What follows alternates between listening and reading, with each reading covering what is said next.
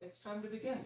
So we are so grateful for PubK Law and their platform. Obviously, they're a premier provider of information and resources to the government contracts community, and we could think of no better organization to partner with here at Jenner Blog as we put on our intermediate government contracts focused CLE.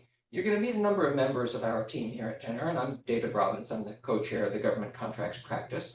You're going to meet some of our colleagues as they'll come and they'll go. We will have a pretty informal setting. You see we've got beverages behind us. Nathan says I should invite you to have some. I'm not quite sure how that works, but if you can figure it out, that's great. You're more than welcome. We've got good presenters here. We've got good topics here. We hope you find it useful. And to the extent you have questions, please put them in the chat. All of that's going to be recorded. We're not going to have time to get to them in real time, but we will get back to everybody when you have questions, and we'll make sure you get them answered.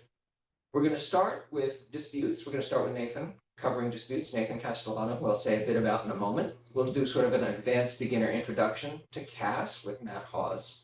I'll cover the False Claims Act. We've got some IP data rights with a client, Mark Borowski from IBM, and a consultant that many of us know well, Aaron Raddock, BDO. We'll talk about contract types and some good advanced beginner detail with Moshe, Broder, and we'll wrap up the day with bid protest with former GAO attorney Bleicher and our partner, Carla, Weiss. That's our agenda for the day. What I'm going to do is take down the share screen, though, because Nathan, we'll talk about in just a moment, has a fantastic slide set up. There are animations. I don't want to mess that up. I want to open his slides and show you as they are intended to be. Here, right? There. Excellent. And why don't I slide out of the way while you get set up? Let me talk to you a bit about Nathan. When it comes to, in my view, real superstars in the government contracts bar, Nathan's among them. There's one foundational treatise we all know, and Nathan will tell you a little bit more about it, but he's the most recent addition to the masthead in the authors list on it. We were delighted to recruit Nathan. What was it now, 2+ years ago? Almost 2 years. Almost. I don't think we're there yet. 2 years ago. And he's brought such energy and knowledge and capability to this practice, and I certainly have gotten out of the way, and he takes care of all the Court of Federal Claims arguments that I have come in just because he's exceptional at it. Just watching judges react to him in real time is just a joy. So why don't I get out of the way, Nathan, and you can cover disputes for our audience. Awesome. Thank you, David. Thank you all for joining. Let's jump right in. So I don't know who taught you all Disputes 101. It might have been a while, but I know what the basic takeaway is. It is that the procedure is mind-bogglingly complicated. You spend days and days talking about it. You read case after case about what's a claim, what's a contract officer's decision, how do you present it, where do you take it to court? And at the end of all that, we've asked a lot more questions than we've even begun to answer. That's Disputes 101. Thankfully, that's behind us. We don't have to deal with it anymore. We're going to assume that the lawyers get the procedure right. We're going to look ahead to what happens when you're actually looking at the merits of the case. What are the rules that apply? What are the principles that apply that decides who wins and loses? And I think what you'll find is that contract principles, the foundational rules that you learned in your 1L contracts course in law school, are not going to help you very much here. They might lead you very much astray. So that's the purpose of this presentation, is to make sure that we know what those special rules are that apply to disputes with the government. It is too late in the day to urge that the government is just another private litigant for purposes of charging it with liability. The Supreme Court said that in 1947, thousands of years ago. That was already old news, that the government is a special snowflake when it comes to litigating against it.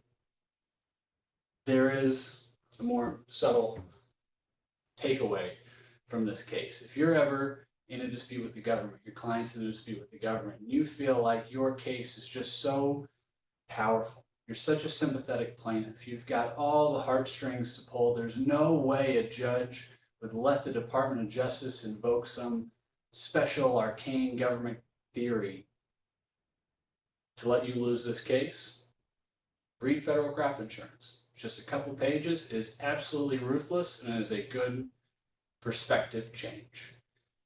The United States Congress creates the Federal Crop Insurance Corporation, a government entity, to help American farmers insure their crops against natural disasters. Let's help American farmers survive a drought. And this government entity sends its agents out into the country to find farmers, tell them about the program, and bring them on board. And they do it, and it works. They go out in Idaho, they find farmers, they convince them, hey, we can insure your crop. We can help you when the drought comes. Sign up right here, we'll insure your whole crop. And the farmers buy it. They sign on, they think they're insured. The drought comes, the crops fail, and the farmers go to the government insurance corporation. And the insurers say, oh wait, we have these things called regulations. They're in the Code of Federal Regulations, I'm sure you've seen it. And if you read to page 535 of the Code of Regulations, you'll see we cannot insure your specific kind of crop. Sorry, but rules are rules. The farmers go to court. They go to a trial court in Idaho, they win. They convince a jury that they were misled by the insurance agents. And under the rules that would apply to a private insurance company, the farmers win, they're covered because the insurance agents misled them about what the government could insure. The Idaho Supreme Court affirms the farmers win. Justice prevails. And then the United States Supreme Court gets involved. And the justices, they feel bad. They've got some sympathy for the farmers. They write it right there in the opinion, so we know it's true. But rules are rules. The government's a special snowflake. All the farmers had to do was read the Code of Federal Regulations, and they would have known that those insurance agents were wrong. So the farmers lose, the government wins. And the moral of the story for our purpose is you need to think twice next time you think that your case is just so strong, so powerful that you're going to be able to pluck the heartstrings on the briefs and make a court look away from the special rules the government benefits from and rule in your favor. You have to know those special rules before the contract is signed. You have to know it when you're negotiating the deal. If you wait till the dispute breaks out until you get into court, it's too late.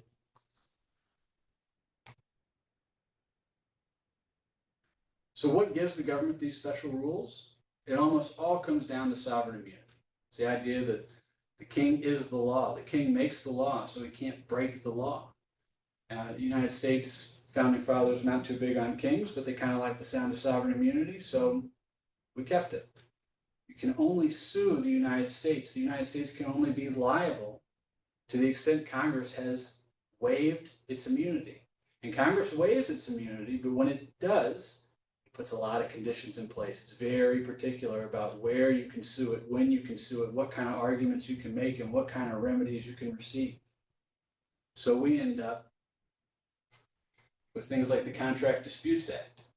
As you know from your 101 course, it is full of these notoriously unpredictable claim processing procedures.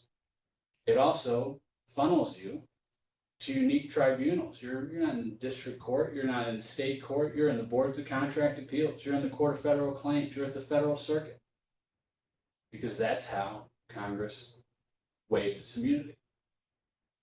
You've also got limited availability of equitable theories, right? In law school, we learn you start with the breach of contract argument. You look at the contract, you say, look, I got a duty, there was a breach and it caused damages, but that's just the beginning.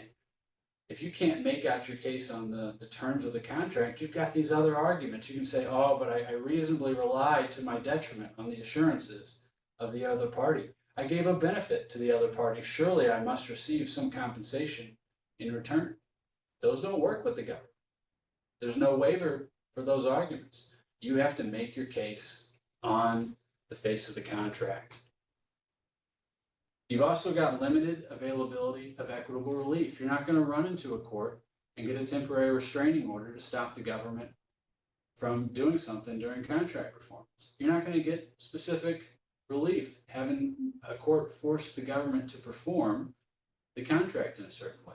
You're basically limited to money damages. The most exciting kind of almost equitable relief we get is a declaratory judgment issued during performance telling the parties what their rights are. That's about the most exciting remedy you can get, and it's a discretionary relief that you may or may not actually be entitled to, depending on how the court feels about the case. You got no right to a jury. Even if the government brings a fraud counterclaim, which it certainly can and will at the Court of Federal Claims, there will be no jury, and there will be no jury to give you a damages verdict. You're going to have to prove to a judge in a bench trial the damages you're entitled to a degree that the court can write an opinion justifying every cent that you're entitled to that can survive review on appeal. You're not going to see the kind of damages awards that you might see coming out of a jury because there are no juries. And finally, what we're going to talk about for the rest of the presentation is that federal common law and the standard FAR and DFAR clauses shift the risk allocation in the government's favor. You've got federal common law that the Federal Circuit has created and applies at the Court of Federal Claims and the Board of Contract Appeals. And most of those doctrines, as we're going to look at, happen to favor the government. You've also got standard clauses written in the FAR and DFAR that have been developed over decades. They're written by the government, and naturally they're written to favor the government. And when occasionally the government loses a case in litigation because of how those clauses are written, the government just revises the clauses in a way that we do not see in private disputes over contracts. The rules are just shifted in a way, the risk is shifted in the government's favor.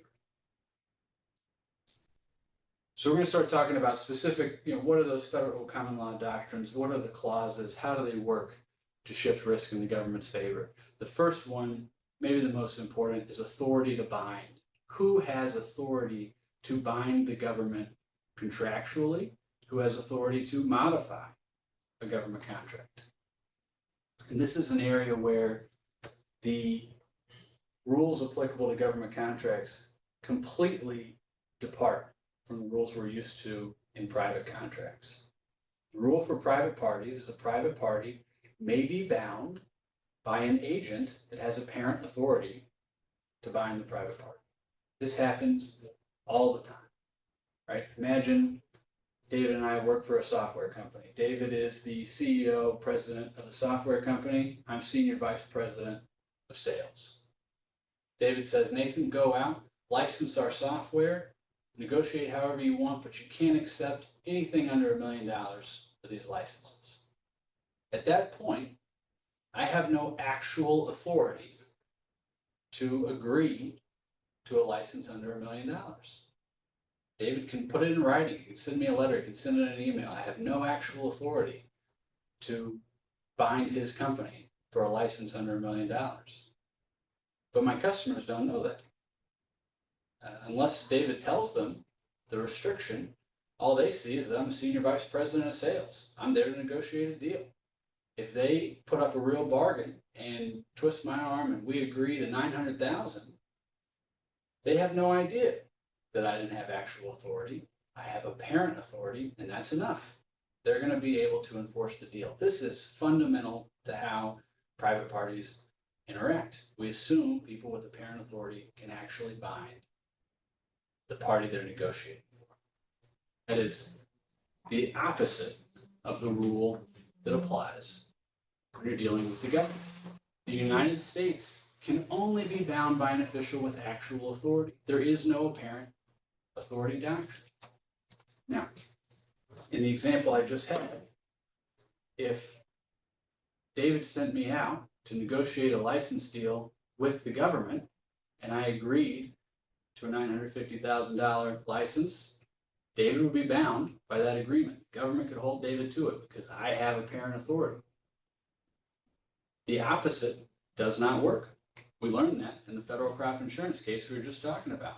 The private party bears the risk of knowing the actual authority of the government official, and even an incorrect assurance by the government official is irrelevant. It doesn't matter that those insurance agents misled the farmers. It was the farmer's obligation to go read the Code of Federal Regulations and figure it out. That is the opposite of how most private parties go about their daily business. I don't like that. I don't like how that sets up. No. Yeah. It is no good. And for anyone wondering how it's going to bridge the gap between 1950s crop insurance and modern day government contracts, it just happened. This authority issue is a constant theme throughout government contracts disputes and throughout the performance of government contracts. If you read your contracts, you've got standard FAR and DFAR clauses in there that give the contracting officer exclusive authority to create and modify procurement contracts. Only the contracting officer. These clauses have been strictly construed by the Federal Circuit. There is no one else other than the contracting officer that is going to have authority to modify a contract under these clauses. And you, the contractor, you may not be a contractor, the contractor bears the risk of following direction from anyone other than a warranted contracting officer. Now, look, this comes up all the time. It's not a problem when you form the contract, right? You win the award, you finish the negotiation. The contracting officer comes down from their throne and signs the deal, and we all know we have an actual, a government official with actual authority signed off on the initial contract. But then the contracting officer disappears. You may never see them again.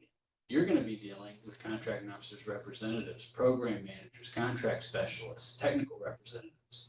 And they're going to be constantly working with your folks on the ground to interpret the specifications, to interpret the contract, to problem solve.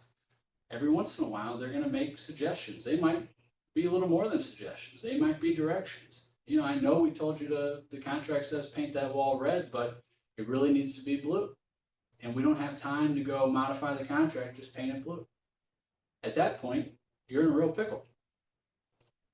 If you don't do what they say, you're going to disrupt everything on the ground. You got to go find the contracting officer. Contracting officer is going to be annoyed. Everyone's going to be annoyed. You're going to have to modify this contract. But if you do what they say and you change the color of the wall, the government doesn't have to accept it. You're in breach. You've broken from the terms of the contract. That's a stark example, but that happens constantly. And it is notoriously difficult for the contractors to balance the legal risk with the reality on the ground. No one wants to disrupt performance. The government folks on the ground don't want to disrupt performance. The business folks don't want to disrupt it. The technical folks, everyone wants to go forward and just get the job done. The lawyers have to say, hold on, this might be one where we have to actually go get the contracting officer and make sure we have this buttoned up because the risk is too great. It's a balancing exercise that is forced on the contractor because of the unique rules that apply to the authority to bind the government contractually. Next common law rule that shifts things in the government's favor, the patent ambiguity doctrine. Now, most of you probably learned in law school that ambiguities in a contract are usually interpreted against the drafter, contra preferent. Makes sense. If you draft the contract, you should probably bear the risk of having a vague or defective clause in there. And the government usually drafts its contracts. It drafted all of those standard terms and conditions, and it often drafts the specifications as well. But federal common law shifts the risk in the government's favor. And if a contract term is patently ambiguous or defective, the contractor must object prior to contract award. That might even require filing a formal bid protest. The contractor has to object, raise their hand before award, or the government then gets to choose any reasonable interpretation. They get to wait until after performance begins to choose their favored reasonable interpretation.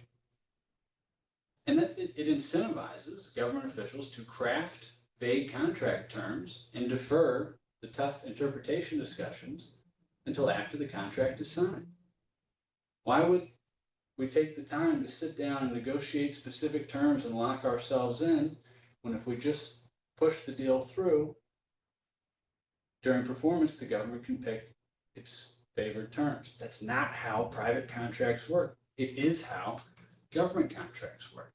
And again, it puts the risk on the contractor during the negotiation process to check the facts, to read the contract carefully enough to catch every possible ambiguity and defect. And if you see something problematic enough, wave your hand, stop the show, and force a conversation that no one else wants to have because everyone just wants to sign the deal and move along. And every time you have to just balance the risk of, I know everyone wants to keep moving, and in a private contract, this might not be a problem, but when you're dealing with the government, it really can be the difference between winning or losing the dispute down the road and being in a profit or loss position at the end of the contract. Closely related to the patent ambiguity doctrine, we got the four corners rule. The majority approach, the majority common law approach to contract interpretation will permit extrinsic evidence to find out what the parties really intended by a contract term. Courts recognize that contract terms are often ambiguous. They often don't exactly match what the parties need. So they'll let the evidence come in. Show me the emails, show me the text messages. Let's hear from some witnesses about what was really going on when this contract went into place. Federal Circuit doesn't follow that approach. They follow the minority approach, and they usually will prohibit any kind of extrinsic evidence unless there's a true ambiguity within the four corners of the contract. The court has to find, man, I cannot interpret this contract unless I bring in outside evidence. So, okay, you get your lawyers to go in and argue that there's a true ambiguity in this contract. Lawyers are very good at that. Problem is, you just walked right in to the patent ambiguity doctrine. You just showed that there's an ambiguity in the contract. And all the Department of Justice has to do is stand up and say, Your Honor, we agree, it is ambiguous, but we don't need any of those emails and text messages and witnesses. We win because we get to pick our favored reasonable interpretation. No need for a trial. Let's just have summary judgment in our favor. So the last few rules really about contract interpretation. Moving now to different category of issues, changes, and the duty to proceed.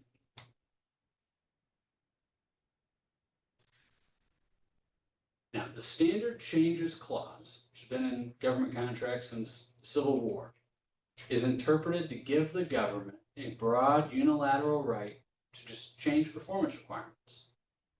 And they can, and probably should, write those changes down in a formal order, but they do not have to. Thanks to the constructive change doctrine, those orders can come in any manner of form. It would be very informal. That's, we do not talk about that in our 1L law school class, right? The government, parties don't just get to issue changes to contract terms, but that is what we let the government do. So what does the contractor get? They get an equitable adjustment. And maybe they get to negotiate it on the front end, but they're not guaranteed it. The government can issue the unilateral order. They can, casually suggest that performance needs to happen one way or another, and the contractor is left to seek an equitable adjustment, maybe have to litigate a claim to get additional compensation for increased costs associated with the change. They don't get to stop performance. They don't get to reject the change and say, sorry, government, I just won't do that. We're going to stick with the contract we stuck with. You have to keep going. Why? Because the government wrote the disputes clause that way. The disputes clause that is standardized, mandatory in your contracts, generally prohibits you from stopping work pending a dispute. So when you get that change order, whether it's formal or constructive, you got to keep going. You got to keep going as directed and wait till you litigate. And if you stop, if you don't keep going, you have now opened the door for a default termination. Death sentence for a contractor. So every once in a while, you might get a change order. The contractor just says, no way, can't do it. Go find me an exception. There's got to be some way out of this. And the exception you'll find is called the cardinal change doctrine. If you can show that the change is a cardinal change, it's just so far out of what anyone could have expected, it completely falls outside of the contract, then you've shown that the government has committed a prior material breach. And as you did learn in law school, when one party commits a prior material breach, the other party can stop performing. You can just declare the contract breached and stop. This is very dangerous. It's very tempting, but it is almost impossible to establish a cardinal change. And if you stop performance and argue that the government can't make you keep performing because they've breached the contract, and you end up being wrong, then the government has a justifiable basis to terminate you. This happens case after case. This is not a rare scenario. 9 times out of 10, when a contractor stops performing because they say there's been a cardinal change, they are terminated for default and it is all upheld. There's another wrinkle. Even we know the cardinal change doctrine exists. It's very established that you can stop performance if you happen to have a cardinal change. But you got to check your contract very carefully. Chances are, if you have a major defense contract, you're going to have an alternate disputes clause that the government wrote very carefully to try to eliminate this exception.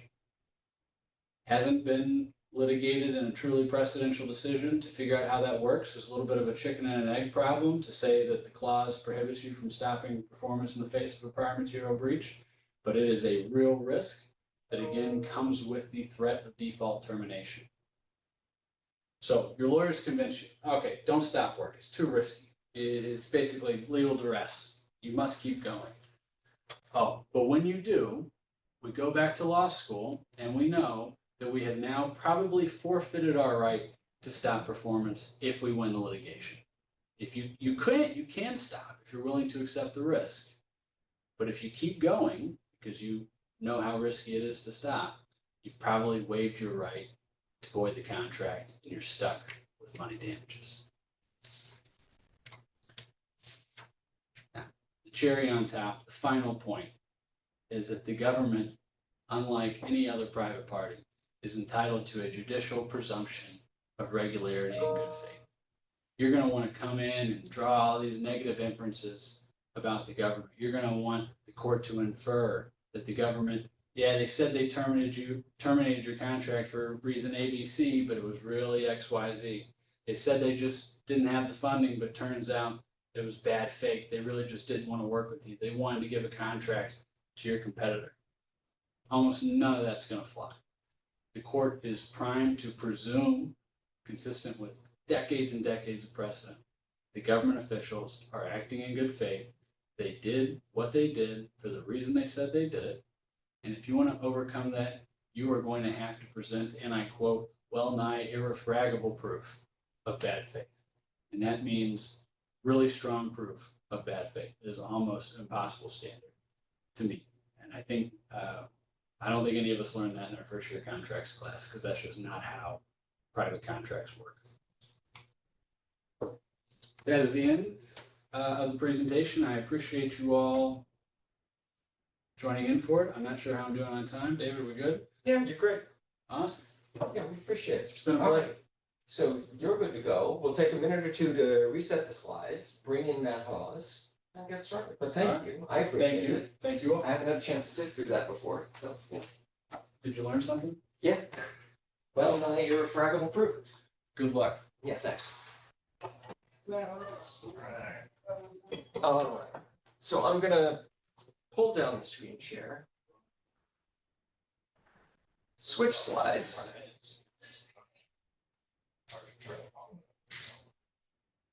Matt, why don't you come on in? I think you all are being picked up on the mics.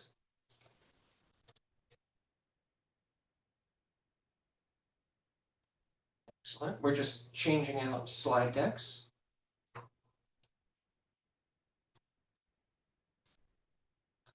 Come have a seat if you want. There we go. I'll introduce you in just a minute.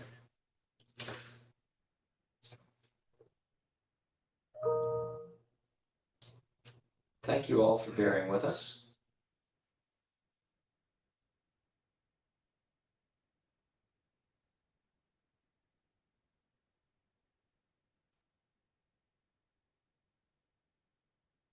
Here we go. I do have a quick announcement for you. Let me just make sure I get it right.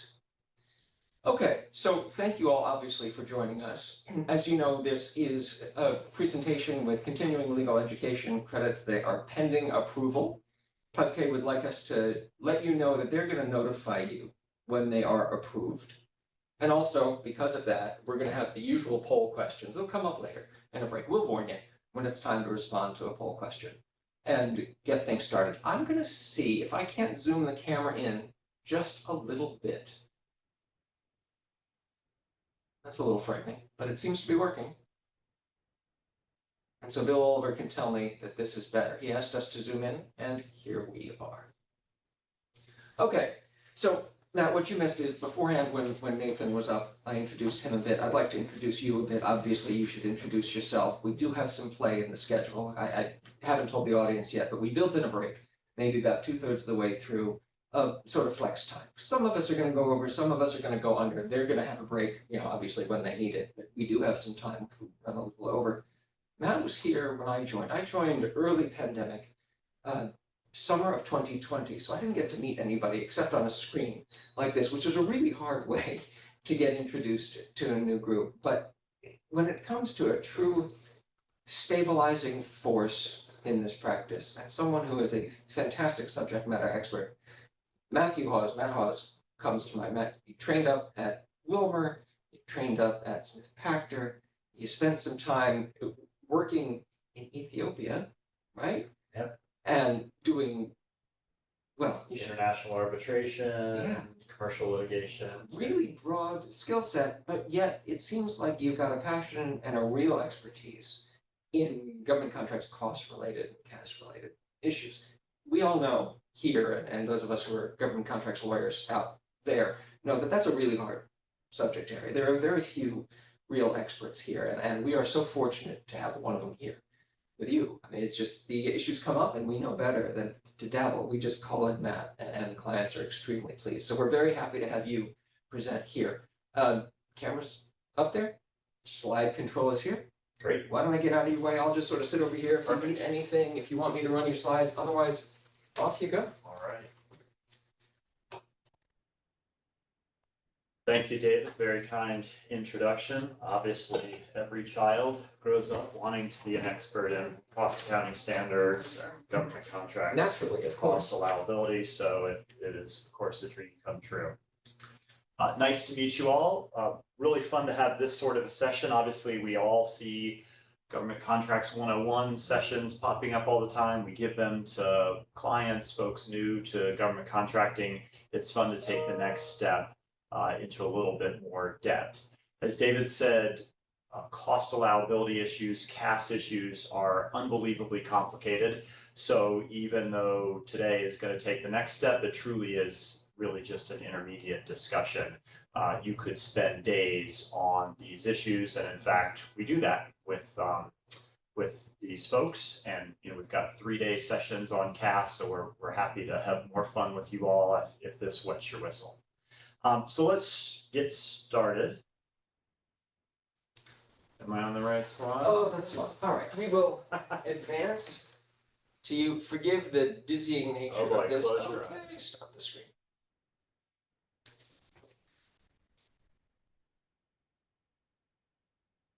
Slide deck. Let's get rid of that. What do they say about letting lawyers run with IT? It never really seems to work well.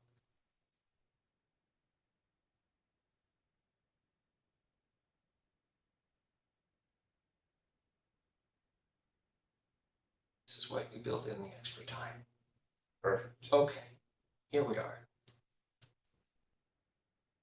Go back to share the screen. Share the screen, and then, forgive this, we're going to get you to be able to maximize this. Thank you for bearing with us. Play from start. Oh, that's what it's doing. That's When the you say problem. start, When I say it's play going- from start, I keep messing it up.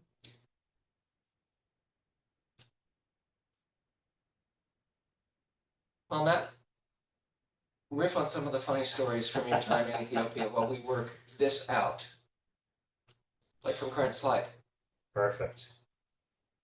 So much for that. Okay, we're not going to repeat that error each time through. At some point, this old dog learns new tricks, and that's how to share slides.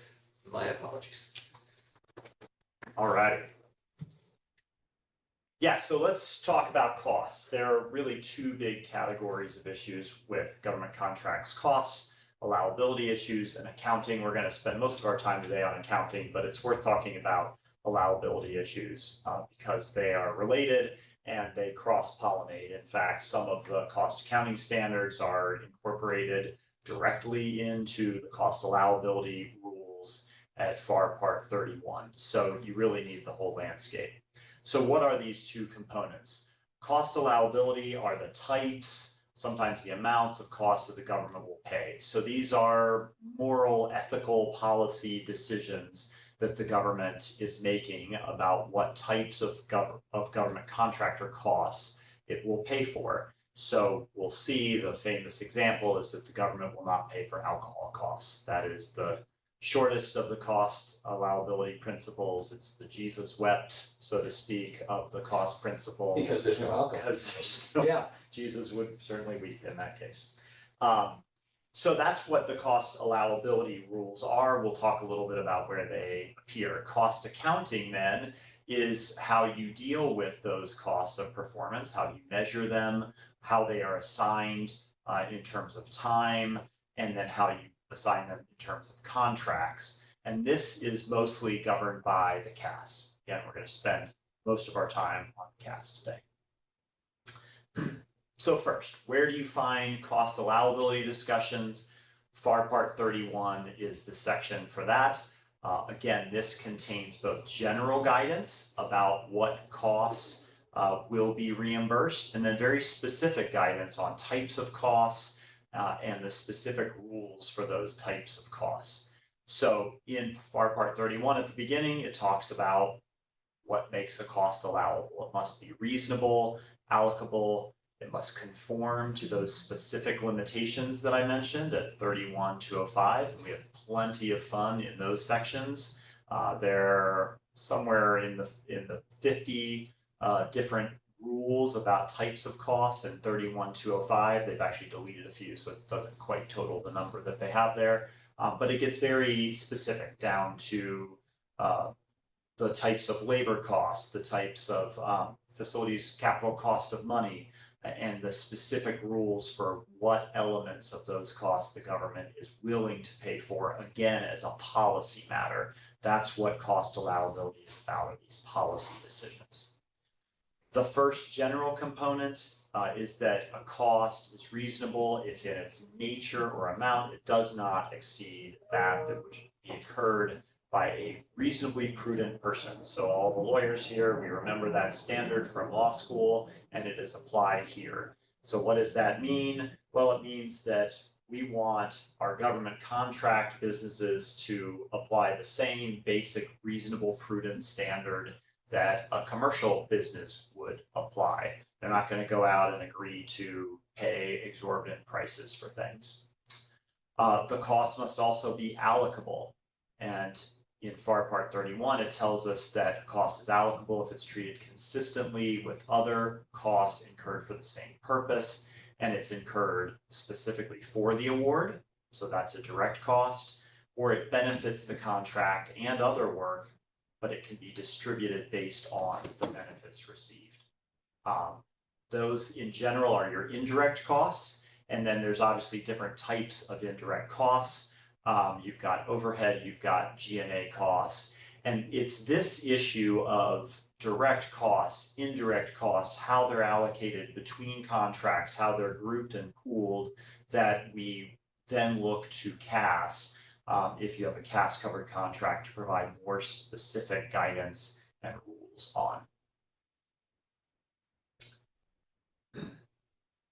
All right, there is no presumption of allowability or unallowability where the cost is not specifically addressed in the cost principles. So I mentioned that if at FAR 31.205, you have dozens of very specific cost principles that address very very in-depth, detailed rules about different costs. What happens if you read all of that and it doesn't answer your question? Well, earlier on in this section of the FAR at 31204, it says that you will determine allowability by analogy to similar or related costs. And you can imagine the fun that we all have with that the government has with that private sector lawyers have with that judges have with that, right? If you don't have a clear answer, folks start looking to analogies, and it can get very, very complicated as we all fight over what the best analogy is for those costs. All right, here's where the fun comes, right? There's of course going to be a penalty. If you include expressly unallowable costs, in addition to that cost being disallowed, so it is excluded from what you are going to be paid under the contract, those costs are subject to a penalty. Expressly unallowable means that it is specifically named and stated to be unallowable. So here is my example of the shortest cost principle: alcoholic beverage costs at the very end are unallowable costs. So if you include alcoholic beverage costs in your incurred costs that you seek payment for under the contract, that is expressly unallowable. Not only will you be unable to recover that, but you can have penalties assessed for that. Directly associated costs are also unallowable. So these are costs that would not have been otherwise incurred except for the unallowable costs are also unallowable costs. I was going to try to come up with an example of a directly associated cost with alcohol beverages, The but premium for excellent bourbon you have to pay above market value because it's otherwise unavailable. yeah, or the fancy glasses to drink your whiskey out of that allow the aroma to circulate. You wouldn't have bought them other than the fact that you bought this very expensive whiskey. Okay, not bad for the moment. Not bad. So we're going to move on to CAS, but again, lots of fun with allowability issues. You know, I have worked issues when I was a baby government contracts lawyer, working on these complicated questions. We talk about directly associated costs. We talk about the gap filling. You know, I remember a situation where we actually had the government make the argument that because of how much alcohol was consumed at a particular event, that folks couldn't have really learned that much. And so the entire training costs of the event should be unallowable. So, you know, that's an example of how these issues can go afield pretty quickly and get very complicated and specific when you're arguing by analogy. All right, so then what is the other piece of this? The CAS. So here, as we said before, is where you get into the treatment of these costs. How are you going to account for them? And at the highest level, the goal of CAS is to achieve uniformity and consistency. There are 19 specific cost accounting standards. We're going to discuss those. And there's the requirement for a disclosure statement where you identify for the government how you go about your accounting. Again, we'll get into all of these in greater detail. First, I always like to start with history because history, of course, helps us understand why things look the way they do, and that is absolutely true for CAS. So the history here is that Congress was concerned. We know Congress likes to pay attention to government contracting. They certainly like to beat up on government contractors, and they're often concerned that the government is getting ripped off. And in this case, in the late 60s, Congress became very concerned about the use and changing of accounting principles by government contractors to maximize their profits. Certainly Congress's view, right or wrong, was that contractors were gaming the system to change their accounting procedures in order to maximize their return based on their specific contract mix at any given time. So the simplest example is depending upon if they had more cost reimbursement work or direct fixed price work, they might change their accounting principles in terms of how they allocate their indirect costs so that the cost contracts would bear more. So Congress wanted to address this. They passed a law, formed the cost accounting standards standard board, which got functioning, only lasted about a decade before Congress failed to appropriate funds for it and it dissolved. We all know about issues of appropriating funds and Congress's troubles in doing so. Here, it was a bit more targeted, and the CAS board, the original CAS board, was dissolved. Not before, however, they had promulgated 19 standards and a bunch of interpretive documents that form the core of what is still today the cost accounting standards.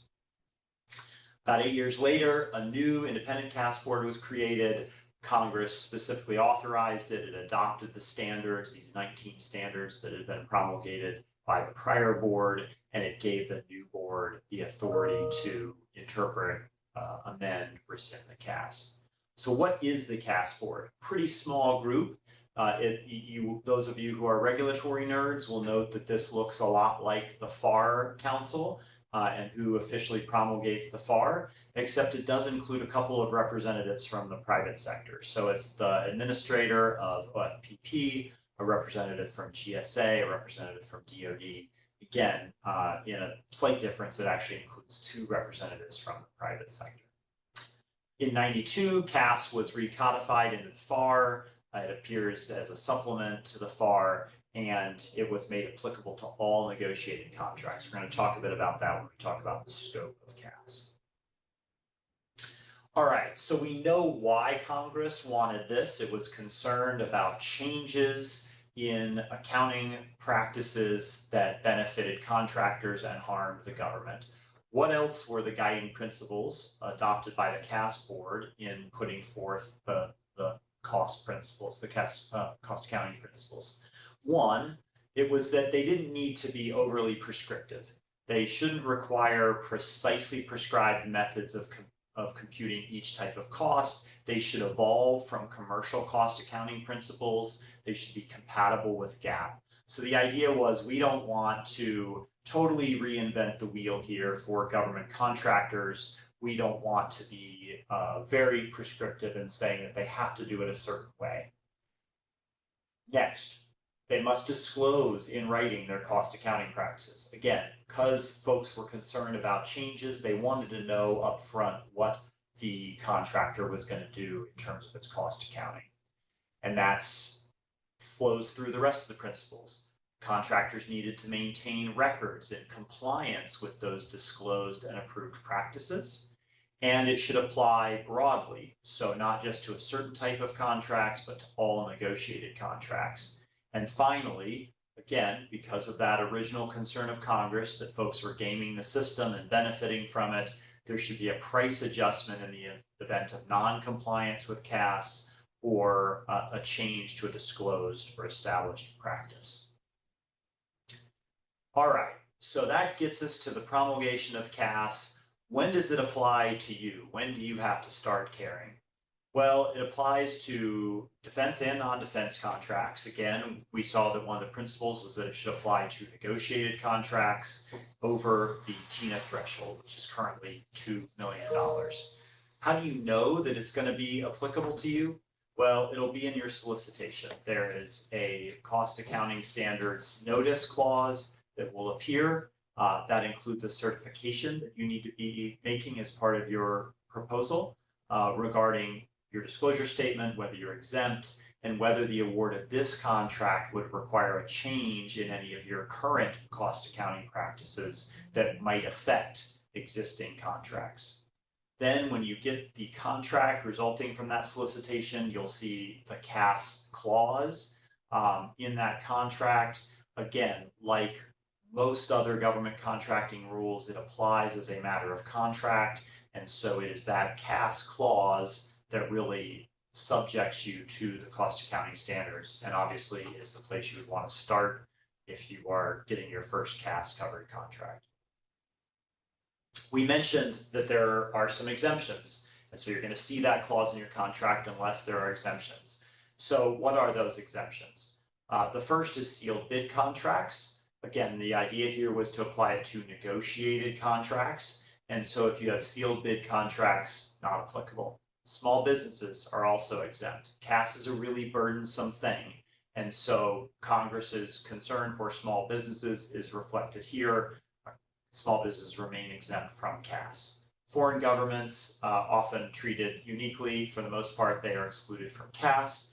If your price is set by law or regulation, we help a lot of utilities who are also government contractors, and they're a great example of where prices are set by law or regulation. The government is not concerned about the cost accounting in that case because there's already oversight of the price.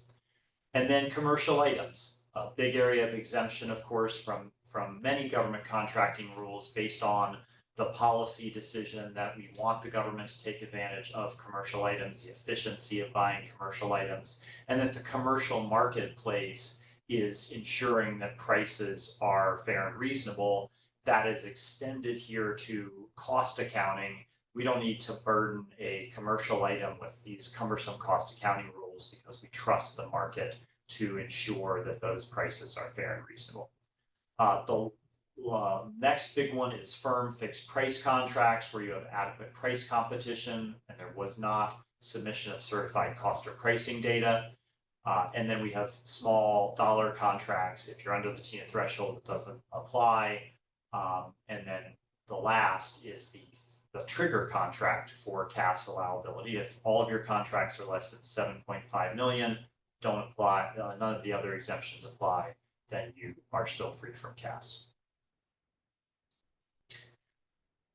All right, what happens if you don't qualify for any exemption? You have received the $7.5 million contract. Well, now you are CAS covered, but you get a little bit of a break as you're growing, getting bigger contracts, warming up, and you can have modified coverage if you are still under $50 million in CAS covered awards in the preceding cost accounting period. So no contract above 50 or not cumulative contracts in the prior cost accounting period. If you have modified coverage, you only have to comply with 4 of the cost accounting standards, the basic ones that provide the foundational cost accounting requirements. I listed them here: 401, 402, 405, and 406.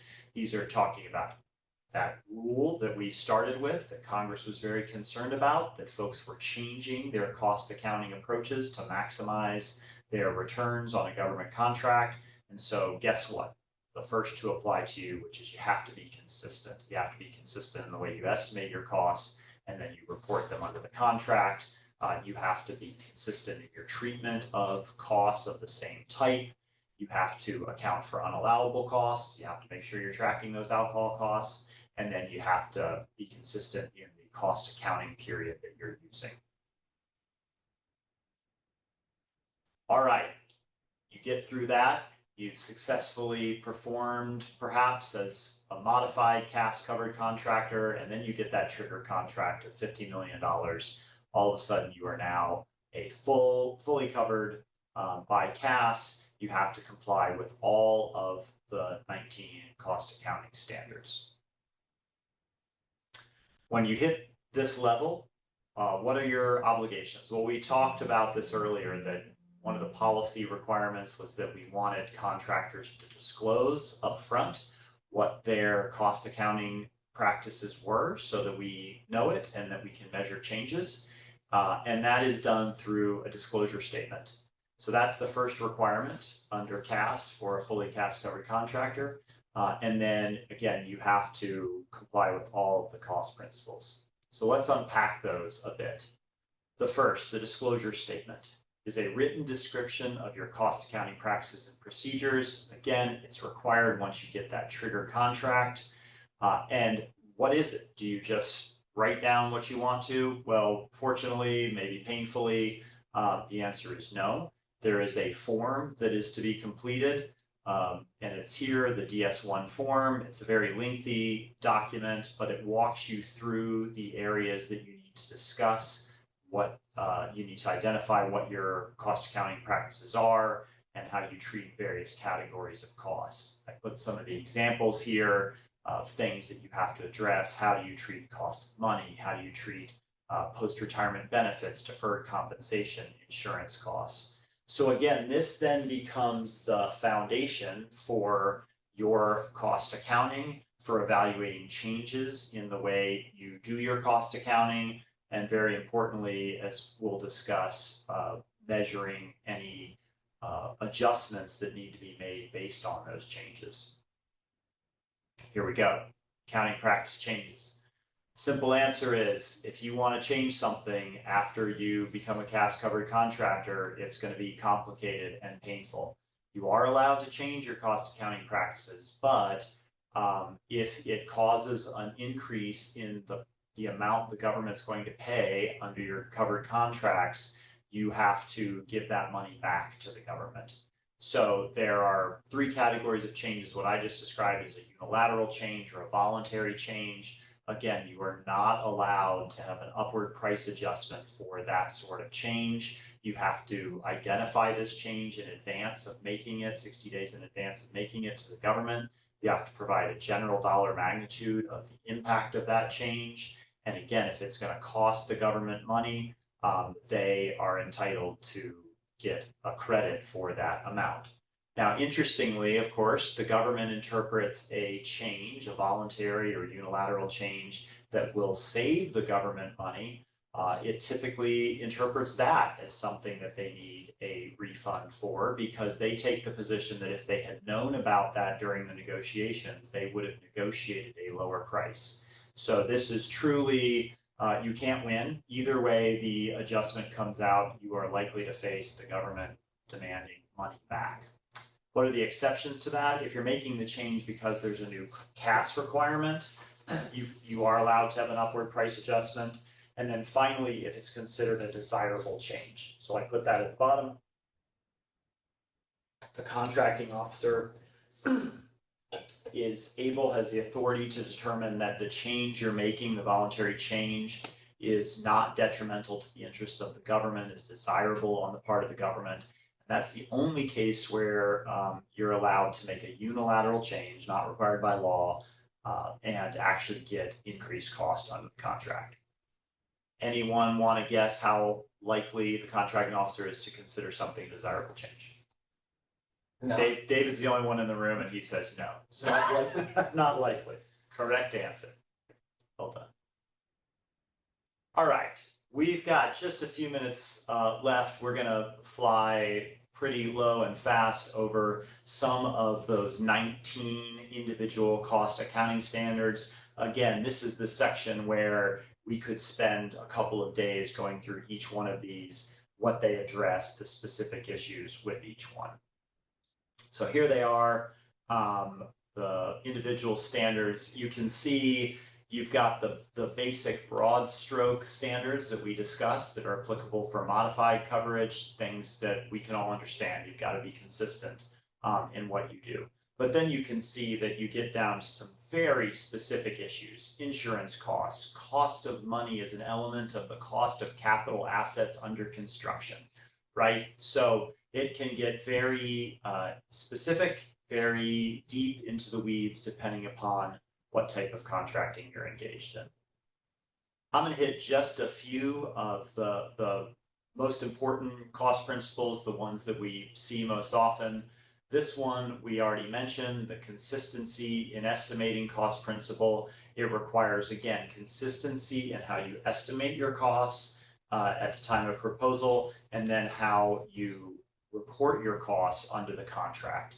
This takes us back to that very foundational concern of Congress. They didn't want folks changing their accounting principles during the course of performance in a way that harmed the government. And so this basic standard says that you need to use the same methods in estimating that you use in accumulating and reporting your contract costs, including whether the costs are treated as direct or indirect, how you pool those indirect costs, and then how you allocate those indirect costs. Consistency and allocation is CAS 402. The basic requirement here is that costs incurred for the same purpose in like circumstances are treated only one way, that you treat them as direct costs or indirect costs, and you don't do that differently for one contract versus another. Again, this would be a very obvious way to game the system and try to get some double recovery, and that is what Congress was concerned about, so prohibited there by 402. These three cost principles I wanted to mention because we very often deal with issues related to overhead cost accounting. Indirect costs, of course, become very complicated. These don't have a tie to just a single contract, and so we've got a lot of work to do to figure out how to pool them, how to figure out how to most fairly, equitably allocate them across different contracts. And you've got a lot of cost principles that address that. I put three of them up here. 418, that's your identification of direct and indirect costs, your general allocation rules for indirect costs. Then you get specific cost accounting principles that deal with home office costs, how those are allocated down to segments, and then business unit G&A contracts allocated to contracts.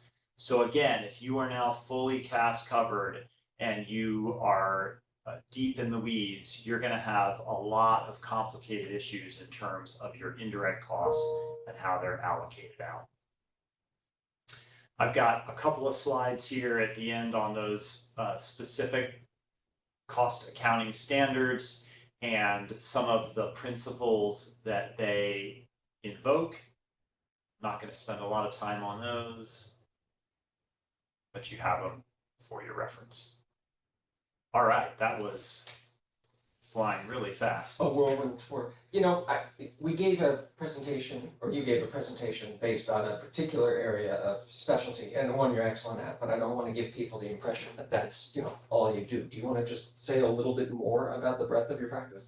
Sure. So you're going to meet folks from our team who are experts at the beginning of the process, right, and helping you with your bid protests. I come in after they're done and you've got the contract and are encountering challenges perhaps in performance, compliance issues. I help contractors, clients with those, any sort of audits, again, getting into these cost issues. So when you've got DCA showing up, you've got DCMA asking questions about your indirect rates, helping folks navigate those audit issues, these cost compliance issues. I help folks with cost accounting practice changes and understanding how to negotiate those with the government. And then disputes and claims. So where contractors have claims against the government, other disputes, subcontractor issues, and sponsored claims help with litigation there. Wonderful. Well, certainly appreciate your time, as always. Good to see you. And thanks for doing this. My pleasure. Thank you. All right, so we'll do our usual. We're gonna get the next slide deck ready, but let me give a notice to the audience. This is the time where we do the CLE Are You There poll. So when I get to the computer, I'm gonna launch that poll. So everybody who's away from their computer, and here's my voice, come on back and get ready to click the button, yes, I'm here. Give me just a minute, we'll get that set up for you. Thanks again, I appreciate it. Absolutely.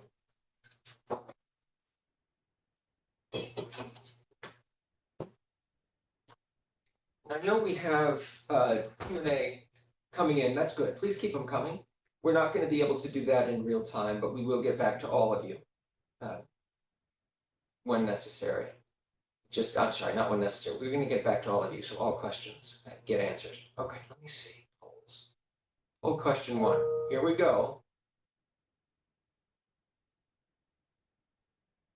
So for any of you who would like CLE, you should definitely answer the question. I'm watching this in real time, and there's about 75% saying yes, 25% saying no. And I'm told by our friends at PubK, by Bill, that it's like popcorn, right? You watch it pop, and then when things slow down, I'll take it down. We've got a good number of respondents now. But I know there are several who haven't clicked, so we're just going to leave this for another little bit for people to respond to the poll question, and then we'll take it down.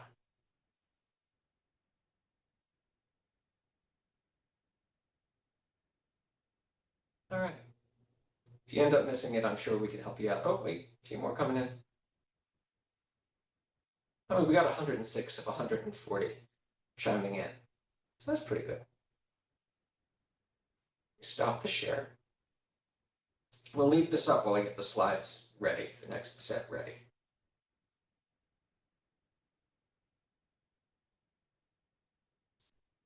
So this is the first chance I've had to see the audience names, and we're delighted that you are all here, truly. And there are a few former interns of mine from my Air Force days who are here, and I'm particularly delighted to see you here as well. Okay, let's end the poll.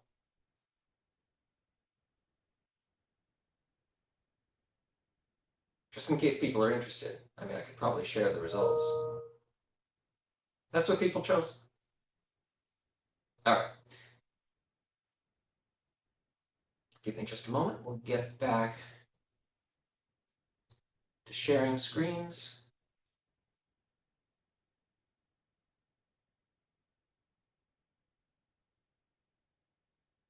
Managed to mess that up again. Wow. There. Play from current slide. All right, so this is my area that I get to talk to you about. False Claims Act. And for those of you who don't know or will indulge, just to make sure we stay timely, I'll just tell you a brief bit about my background and why this is of interest to me. So after coming up as a government contractor working on the business side, I went to law school, right? I fully expected to be a lawyer for just a couple of years, pay down some law school debt, and then get back to the business side, but I ended up liking it. So 5-6 years in, went ahead and spent some time in the Air Force General Counsel's office, topping out as, I guess, the acting, suspending, debarring official and Deputy General Counsel there for contractor responsibility. But more fun, from my perspective, was the Global Procurement Fraud Remedies Director. The name sounds, I guess, bigger than the role, but it was just every allegation of procurement fraud anywhere in the world was my responsibility, right? Would get reports on them every 90 days and try and figure out what, if anything, were the Air Force's interests with the acquisition chain, with others, and try and coordinate some expertise, subject matter expertise. It was a great way to learn a lot. And there were hundreds upon hundreds upon hundreds of False Claims Act investigations ongoing during my 5 years in government, and many dozens of defense efforts since I left. I've been out for 10 years now, so it's been a while. But the False Claims Act defense practice remains the same. The law is robust. It's a really fascinating combination of statute and judge-made case law, and nuance in terms of the practice and the unwritten rules. So this isn't quite 101. This is 201 level. This is the advanced beginner. So we'll get into a little more of it. So quick basic summary, just so we're all baselining together. The False Claims Act remains the major anti-fraud statute of the United States government. There are many others, right? There's a criminal False Claims Act. This, we're talking about the Civil False Claims Act. There's major fraud against the United States, wire fraud, right? Mail fraud, conspiracy, you name it, any number of them. But the most consistently used is the False Claims Act. In general, it alleges that a contractor defrauded the government by submitting false claims for payment. The challenge for all of us, and the challenge for the government too, is separating legitimate contract disputes, or even mistakes, from fraud, punishable under the False Claims Act. There's a lot of time and a lot of energy and a lot of effort that goes into doing just that. I do find, and I know a lot of people who do False Claims Act work on the government side. They're remarkable people. They're mission focused. They believe in what they're doing, and there are some really good cases they bring. But from my experience anyway, in an enforcement capacity, when you've just got one tool, when you got one hammer, everything looks like a nail. You can lose over time some of the perspective. And it's the job of contractors and defense counsel to help explain the difference between legitimate disputes or mistakes and what's punishable under the False Claims Act. It's important to know, though, and for many of us who do this defense work, we hear our clients tell us we didn't intend to defraud anybody. And we get that. That's a given. Nobody seeks out to intentionally defraud the United States government. If that's the case, we're not talking about a civil matter. It may be a criminal matter, right? But intent to defraud isn't an element of the False Claims Act. It's knowledge and the law that is built up about what level of knowledge is sufficient, or the scienter standard. The knowledge of the falsity of the claim is what matters. There are incentives the False Claims Act awards for whistleblowers, people who bring the cases in the name of the government, and if the government picks it up and runs with it, great, more power to them. If they proceed on their own, great, more power to them, right, as far as getting money as part of the money delivered to the government. Some of it goes to the relators. It's the incentives that exist for whistleblowers. And there are penalties, right? There's damages with a multiplier up to treble, and there's statutory penalties. The current, and it's inflation adjusted, so it'll change next year, but current range is 13,000 and change to 27,000 and change per claim. That's per invoice. So that can really add up, especially with long-running allegations of fraud. We should also be aware that states have their own analogs to the False Claims Act, right? So there can be federal matters and state matters proceeding in parallel. We're going to talk mainly about federal matters here. It's just important to know that that dynamic can exist. I've certainly defended a few that are both parallel state and federal, and it's just complicated. You can get through it, it's just complicated. Okay, let's get into some of the advanced beginner / intermediate need. What are we talking about here? Civil False Claims Act, 31 USC 3729 to 3733, that's where you find it if you want to look it up. It applies extraordinarily broadly. It applies to organizations and individuals doing business with the federal government or in receipt of payment from the federal government. All of that can potentially fall within the scope of the False Claims Act, as can causing the government to pay money or failing to return money to the government with appropriate falsity and knowledge can fall within the scope of the False Claims Act. Conspiring to do all these things can also fall within the scope of the False Claims Act. For those of you who want to see how the False Claims Act is used, annually, the Department of Justice publishes a press release discussing their recoveries. And from my perspective, it's the best source of information about which type of entities and which industries are paying the most in False Claims Act recoveries. I find, and this is not a scientific study, I have just found in recent years when the numbers are high, the press release comes out earlier. When the numbers of recoveries are lower, the press release slips a little later, but it's still a lot of money. We're talking about multiple billions of dollars typically recovered across the board from everywhere using the False Claims Act per year. There are also several hundred settlements per year. In recent years, there's been a really interesting dynamic. Last year, for example, while overall numbers may not have been as high as in recent years, there were many, many, many more new filings of new False Claims Act, QTANs, etc. 948 in 2022, which is noted as a high watermark in recent enforcement action. So it's a lot that's going through the system. Healthcare is perennially prominent, but other industries are present, including financial services and also government contractors. This coming year, or this current year, but the next press release will highlight an awful lot of recoveries, an outsized number for government contractors. The history of the statute, you may have heard some of this before, but the key point for us is it's evolved significantly since it was first introduced in the late 1800s to combat Civil War fraud. Way back when, the penalties were set at $2,000, which was a really extreme sum of money at the time, and double damages.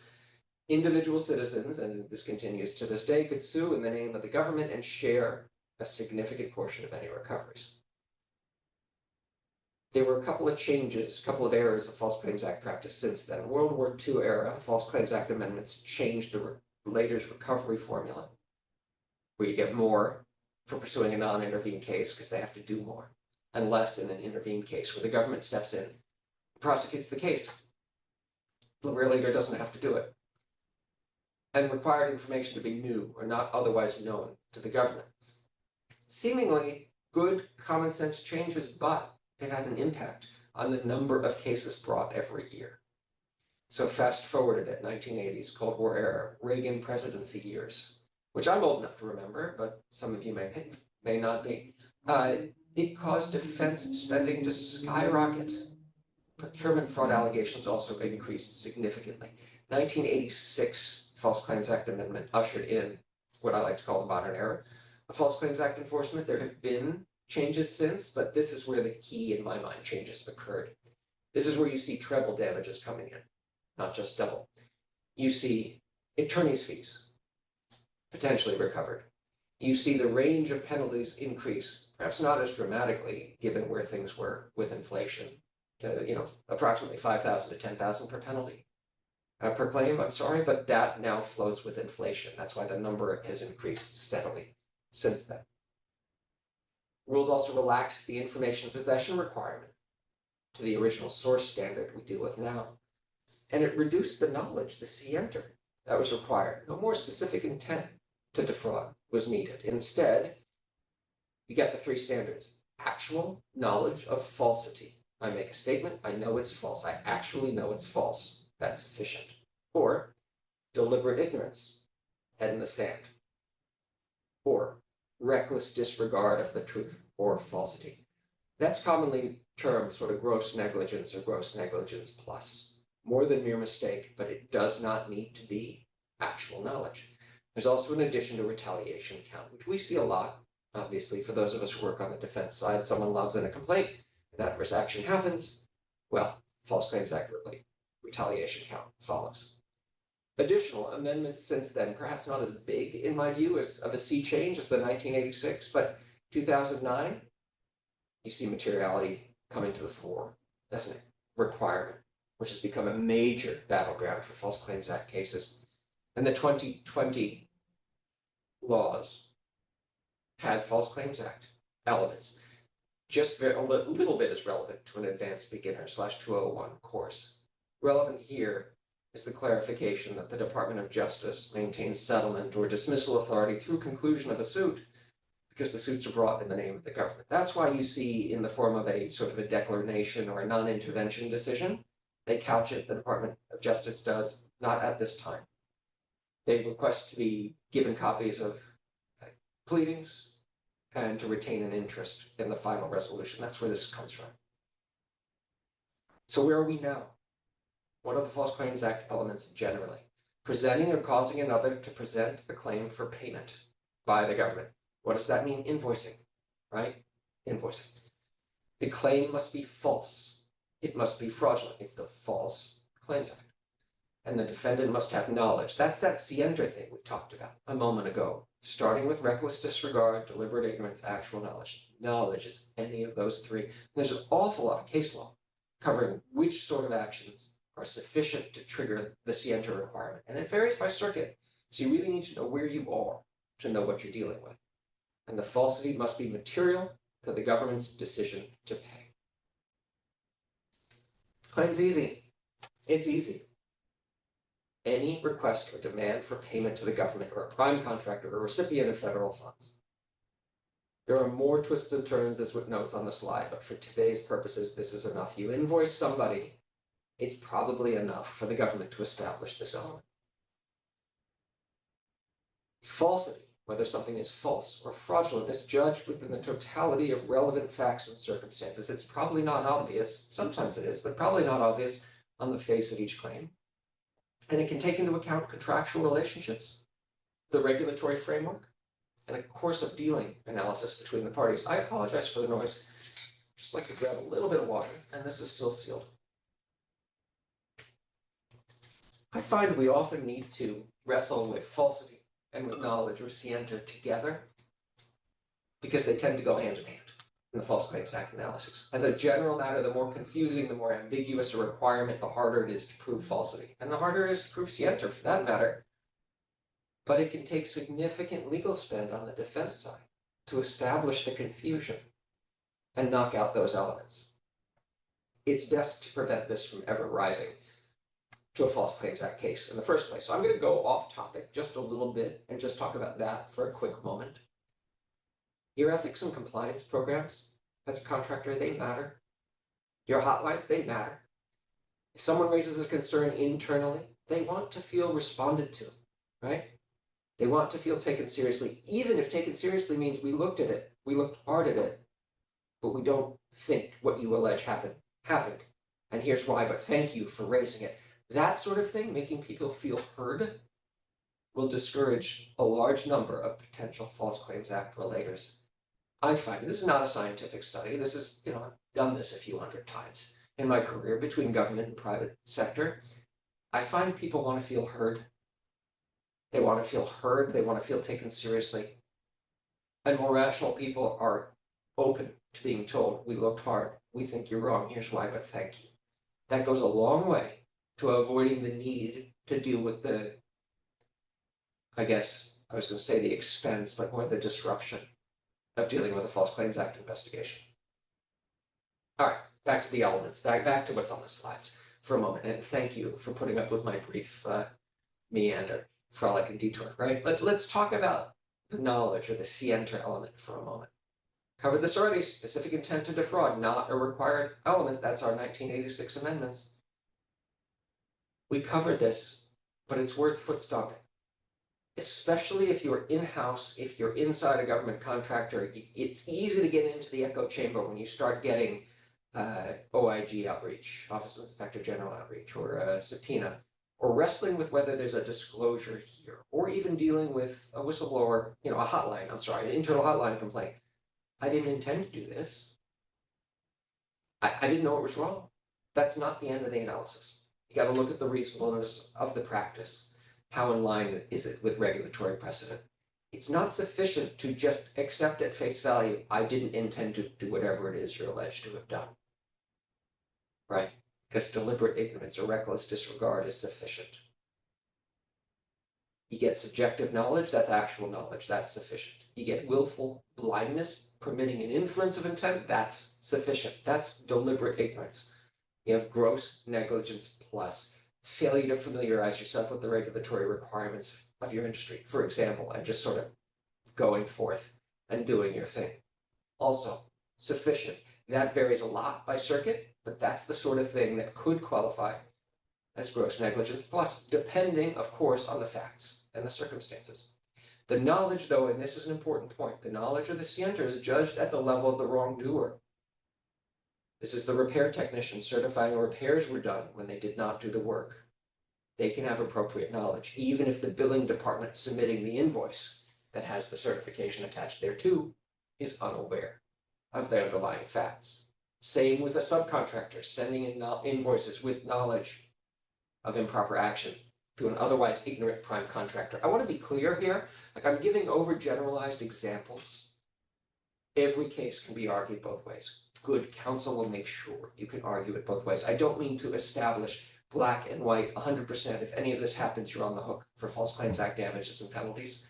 Just try and educate, especially about the way a skeptical government might view these sorts of things, in the better to understand it and avoid the need to defend it than to find this out in a crisis management moment. All right, quick sidebar, some additional knowledge scienter topics. It can be intertwined with multiple False Claims Act theories, such as conspiracy. I conspire with a supplier to submit false test reports, for example, and still get paid for work done. Fraud and the inducement, false statements during the formation of a contract, rendering each subsequent invoice under the contract theoretically false. We see that a bunch in sort of opening allegations by the government. That's harder. That's harder. I mean, it happens. There's case law proving it, but it's harder to prove. It's harder for the government to establish. There's also the reverse false claim, making false statements to avoid repaying money or transmitting money to the government. These are just things you need to know exist. But materiality, in my view, is the fun one. My perspective, materiality is perhaps the most hotly contested element in the False Claims Act. Deals with whether there's a natural tendency to influence the government's decision to pay. Government knowledge and inaction, or government knowledge and subsequent action in similar cases, is probative. It matters. You'll see that argued. And that's the Escobar case you see up on the slides, right? The 2016 Supreme Court case, the most significant case in the modern era, recent memory about materiality. The materiality standard is rigorous. It's demanding. The False Claims Act should not be a vehicle for punishing garden variety breaches of contract or regulatory violations. Defense counsel like me, we cite that a lot. But as with anything else, it can require significant defense efforts to establish the lack of materiality. You also see, and I'll go off script for just a moment again, but you'll also see that there's efforts on the Hill to strengthen the False Claims Act quite a bit. Senator Grassley, for example, has been a lifelong, and he's a long tenured senator, lifelong champion the False Claims Act. And there's proposals every few years, most recently in the last couple of years, to make it easier for the government to prove False Claims Act violations. Those have not gone forward into law, but you need to pay attention because a statutory change can change the entire landscape on us, and there are periodic efforts to do just that. Okay, what sort of pleading requirements? What is a relator, a plaintiff, government, etc.? What are they supposed to plead when they bring forward allegations of fraud under the False Claims Act? We got to just be mindful of the rule, Federal Rule of Civil Procedure 9b, the fraud or mistake conditions of the mind. And the language is, in alleging fraud or mistake, a party must state with particularity the circumstances constituting fraud or mistake, malice, intent, knowledge, and other conditions of a person's mind may be alleged generally.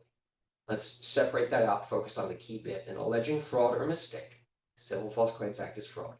In alleging fraud or mistake, a party must state with particularity the circumstances constituting fraud or mistake. An original source has details. An original source can bring forward details of how a fraud happened. But there are plenty of complaints, and I've worked quite a bit to get a number of these dismissed, that are just too general. They don't show how the fraud works. They exclaim, here's a lot of contracts. There must have been a violation, therefore we're owed all this money because of all these contracts. But they don't establish the link between the two. That's a necessary element. It's a necessary element for the relator's bar to handle. It's a necessary element for defense counsel to think about moving to dismiss, and much like everything else, your judicial circuit matters. Just how much needs to be done or not done in this rule matters based on where you sit, which judicial circuit you're in. All right, this is one that's going to cause the numbers to spike for the Department of Justice's annual report on False Claims Act recoveries related to government contracting. I'm going only by the press release. We're not involved in this in any way. This is just publicly available information from the Department of Justice. As with everything else, it's one-sided. There's another side to this story, but here are the facts, right? July of this year, July of 2023, Booz Allen paid $377.45 million to resolve alleged government contracts cost accounting misconduct. So you just heard Matt Haws on cost accounting issues. This was allegations, I guess, in his bailiwick. If he were to be the subject matter expert. Again, we didn't work on this one. But according to the government, Booz Allen's indirect cost pools improperly commingled costs supporting commercial and or international contracts with those supporting U.S. government contracts, violated the homogeneity, which is harder for me to say, but it trips right off of Matt Hawes' tongue, and proportionality requirements, CAS 418, how you create indirect cost pools. Or in the words of the DOJ press release, the government believed that Booz Allen violated a prohibition which prevents government contractors from using taxpayer funds to subsidize non-government related work, unquote. It's a DOJ press release. I've been involved in enough of those on both sides to know there's different stories involved. That's just the DOJ press release.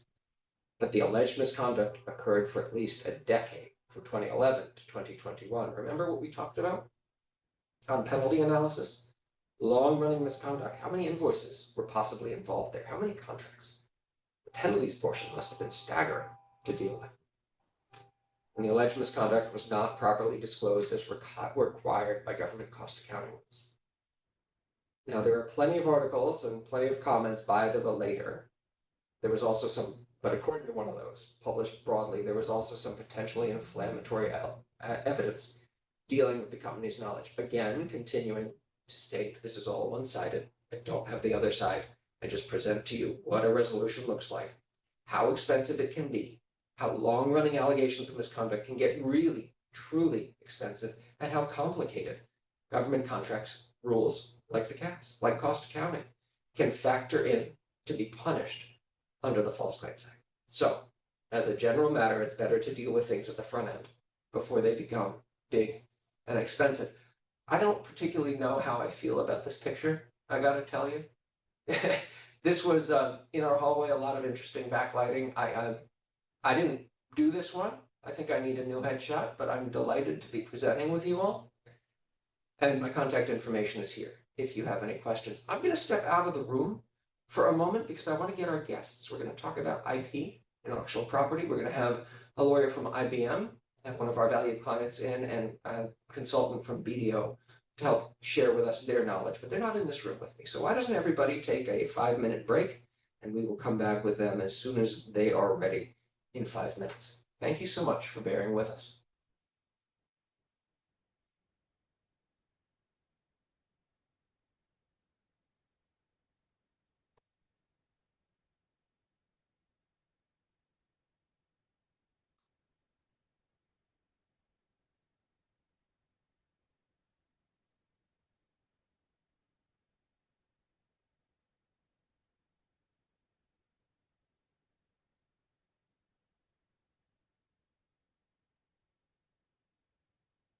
All right, let me go grab our guests.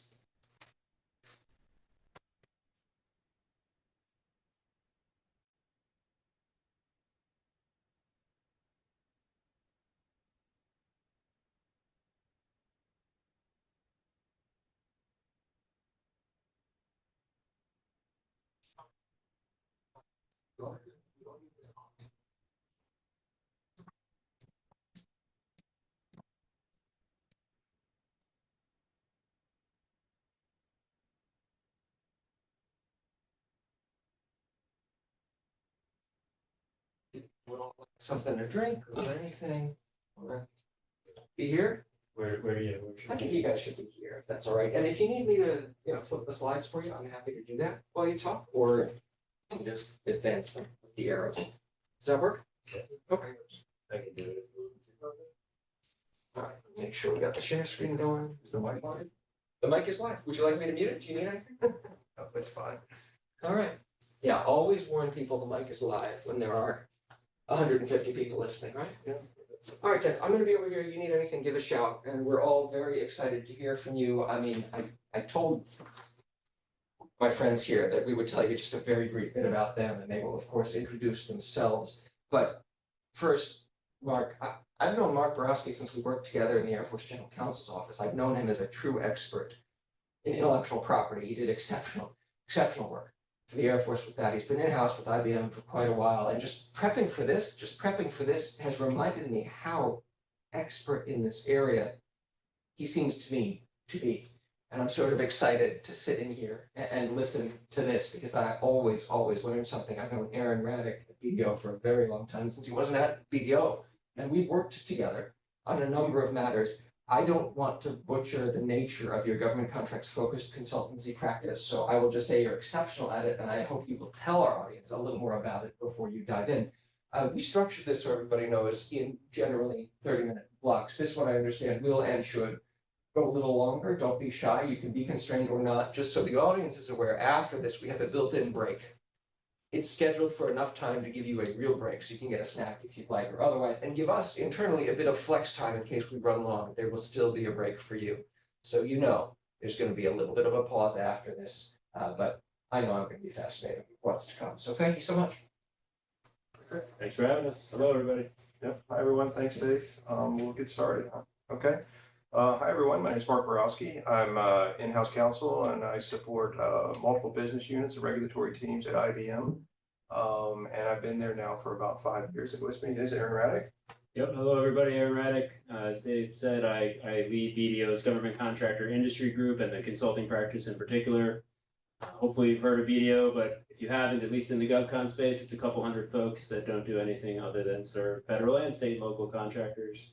I like to think of ourselves as kind of a one-stop shop in the consulting and accounting space from throughout the contract lifecycle, from entering the space, lots of things post-award compliance, all the way through closeouts, disputes, etc. And certainly a part of that, and an important part of that that really does track the contract lifecycle, is everything you need to do to protect your data rights, which is what we'll be talking about today. That's right. We're going to be talking about the importance of intellectual property and specifically data rights and computer software as it pertains to your U.S. government contracts, with an emphasis on the rules, policies, and practices that affect your contract with the Department of Defense. Now, before we get started, let me say that the opinions we express today are our own. They should not be attributed to our employers. They can be attributed to us, of course, but don't construe them as legal advice. What we really try to do is put some practical steps out on the table to help you think through some of these abstract concepts and get you started on what we're framing as a plan for success. okay? And today, we're going to use this concept of having a plan to summarize the basics, to describe some key practices for navigating the rules around data rights and computer software in your DoD contracts, and introduce to you how these underlying principles will influence your, or can influence your negotiations with the government, with your higher tier contractors, and in your pursuit of other transaction awards. So let's just get started with that. As mentioned, we're starting with the concept of a plan, and our plan starts by knowing the basics. With IP, understanding the basics begins by thinking in terms of what types of IP we're talking about today. For today's presentation, as mentioned, we're talking about data rights and computer software. We're not talking about patents or inventions. And what we mean by that is the rules may be similar, but data rights and computer software are distinct from other types of IP under the federal procurement rules. And so we're going to treat them separately as the rules do today. The primary topic we mentioned was data rights. So what do we mean by that? Well, you're talking about the rights that you may have as a business enterprise, or that the government may be trying to get in the technical information that's associated with your government contracts. Technical data or technical information is a broad category of information, likely including or touching on many of your deliverables, your product drawings, your test reports. But it's important to note it's not all information that you have under the sun. It's not everything you're using in association with contract performance. And a recent court case at the Court of Federal Claims made that clear. Technical data must be inherently or technical in nature for it to fall within the rules that we're talking about today.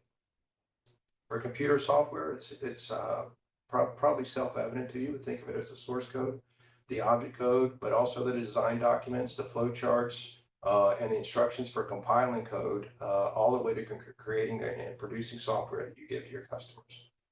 When we talk about data rights in computer software, this is what we mean. The rights that you as a business enterprise retain and the rights the government obtains in the technical information and software materials resulting from your contracts. And in terms of rights, you should be thinking about two things: ownership and licenses. In general, as a contractor, you retain ownership in the IP that you develop under your government contracts, and the government receives a license when it is developed with government funding. Yeah, so that last point is a central theme that us accounting folks and really both of us will be hitting, I think, throughout the presentation, which is knowing what the funding source is and being able to demonstrate that funding source in the event of a data rights challenge in any way, shape, or form. So we'll talk more about that as we go, but that is key to understanding what the breadth of the license that the government has and how you go about protecting your IP throughout this process. And being a lawyer, I'm all about licenses, and so why don't we talk about licenses on this slide, okay? This slide gives you a great overview of the different licenses that apply under the DoD rules. And we'll go through these licenses in depth and over the next few slides. Before we do so, though, I want to focus your attention to one of the entries at the bottom, that being for commercial software, and tell you about the special treatments of commercial software and commercial items in general get under the procurement rules. With commercial items, a contractor can license the IP associated with that item under their standard commercial terms. What that means is that if you commercialize your technology, you have a lot of flexibility when selling it to the government. In those circumstances, the issues that we talk about, the issues that we deal with, do not revolve around source of funding rules. Rather, they resolve around what your license terms require, what the agency needs, and whether they violate or comport with federal law and how they fit within the other aspects of the FAR. When your technology has not been commercialized, the data rights and computer software are licensed according to various sources of funding rules that apply to the sources of funding that developed it. So this is a good place to, this slide I think also summarizes well where the funding rules matter and where they differ. And so, you know, if you hone in on the first two sections with government purpose rights or mixed use funding or unlimited rights for government funding, that's where your IP is exposed to government use, but also sharing outside of the government. And that's typically, well, not typically, that occurs when there is a drop of direct dollars associated from the government associated with your development process. And so for the cost accountants in the room, what we care about, and really the business owners who want to protect their IP, we're looking at where can we privately fund the IP development or fund it through the indirect cost pools. In other words, IR&D process or your G&A pools, home office perhaps, some kind of shared pool. Anything you're doing that is matching, in a commercial segment, commercial part of the company that never is recovered through a government contract or is recovered indirectly and billed through your indirect cost rates. Both of those fall under private funding that protects your IP, and that's of course, there are reasons where the government will use that. Use other aspects of your IP as part of the mission, but for places where you want to protect your IP, this is the central point. You can protect it with indirect funding or your commercial development outside of the government space, outside of those government awards, and that's what we'll be talking about as a mechanical compliance process as we continue on here. So keeping track of the funding is key. And it's key because it relates to the license that you granted the government in this, in your technical information or computer software that's resulting from your contracts. In this slide and the next slide, we're going to talk about those licenses in a little more depth, and we're going to pull out kind of the stark realities of this space in terms of what the license means in practice. And for example, I can tell you, as said on this slide, the government will receive unlimited rights and data rights and software pertaining to technology developed exclusively with government funds. That means charged directly to your government contracts. But it's not going to mean as much to you unless I also told you that unlimited rights means that the government can use that IP for any purpose, including giving it to your competitors. That's what I mean by a stark reality. Grant the government unlimited rights to your data rights or software, and the government literally can do anything with it. Unlimited truly means unlimited. And you can inadvertently grant unlimited rights by not managing the sources of funding, as Aaron talked about, or by failing to even mark your IP or assert your rights appropriately in your proposals. Indeed, markings are a growing topic of concern. There's been a number of cases over the recent years about the permissibility of contractor markings. And at some point, you'll want to take time to learn what these decisions teach you. And perhaps in the future, we can come back and talk about them in more depth.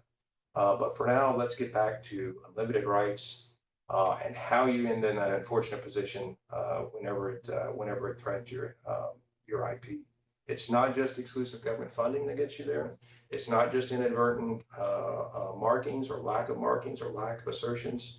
If there's just a single dollar of government funding, you can end up with unlimited rights, because what you get in that circumstance is a government purpose rights license, which after 5 years reverts to an unlimited rights license, even if it's just $1 of government funding put towards development. A government purpose rights license is only slightly less permissive than an unlimited rights one. With a GPR license, the government can still provide your IP to a competitor. It just has to be consistent with the government purpose, and which is almost as broad as unlimited.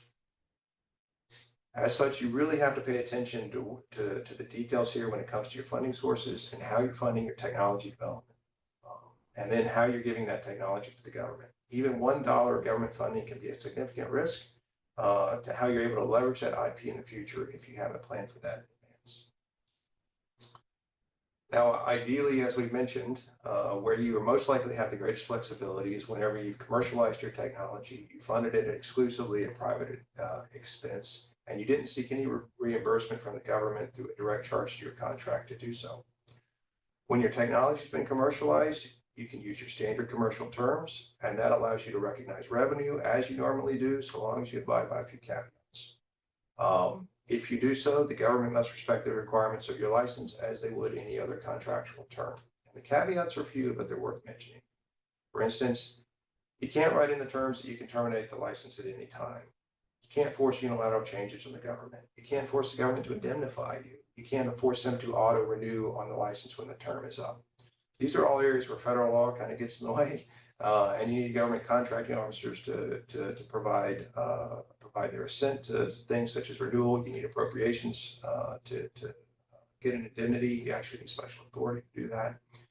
And you also can't drag the government into a form of your choice. You're really going to be stuck with what the Contract Disputes Act provides, which we all should be comfortable with. It's the space that we play in. Other than those caveats, a commercial license is pretty liberal. There's a lot of ways to monetize IP if you commercialize your technology, and you can embody that in a license. And I mean, you can write an encyclopedias of ways to do this, whatever fits your business. When you don't commercialize your technology, though, you're at the left-hand side of this chart. And in those instances, the government defaults to a limited rights license in data rights or restricted rights license in computer software. That has been developed at private expense. The key part of these licenses is that they do not permit the government to disclose your IP to your competitors for their use, although the government may still disclose it to their support contractors. And that's one area where negotiations could be valuable to you. That may be a right for which we're not willing to part, at least not without certain procedural protections. And that's why, particularly with privately funded IP, opting for negotiations can be a valuable approach.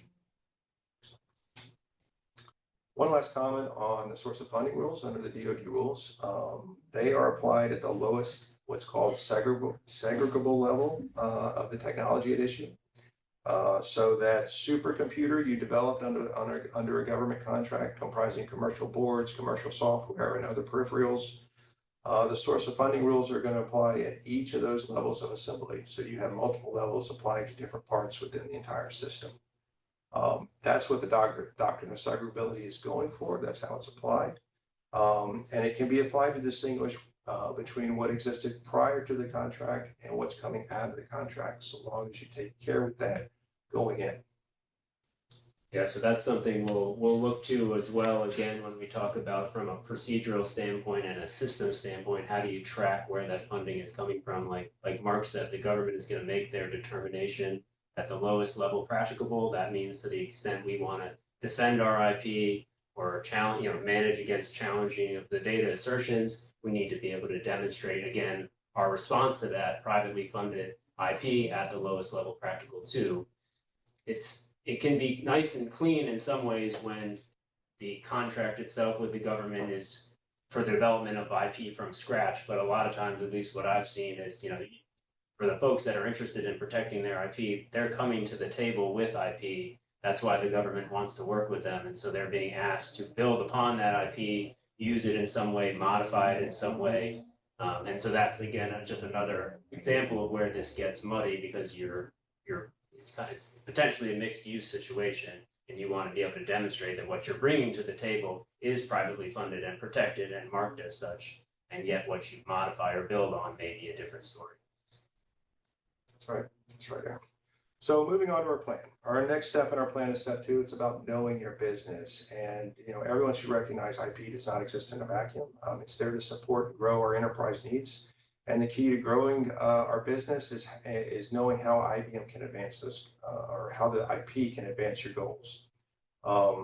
Those goals likely depend on what kind of enterprise you are.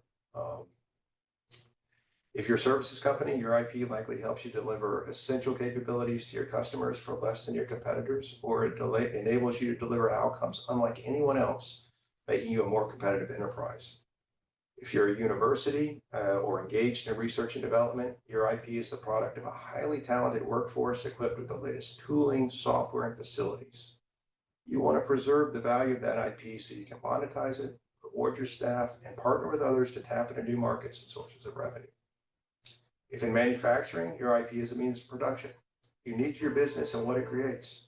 You may use that IP to make very compelling products. You may also license that IP to your customers so they can make products for themselves.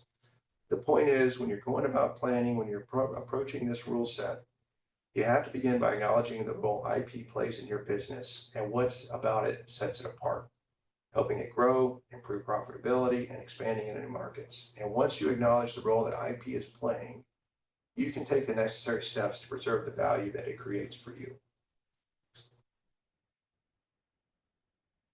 All right, so now we're going to get into a little bit on how you kind of plan and prepare for and ultimately execute on your data rights protections.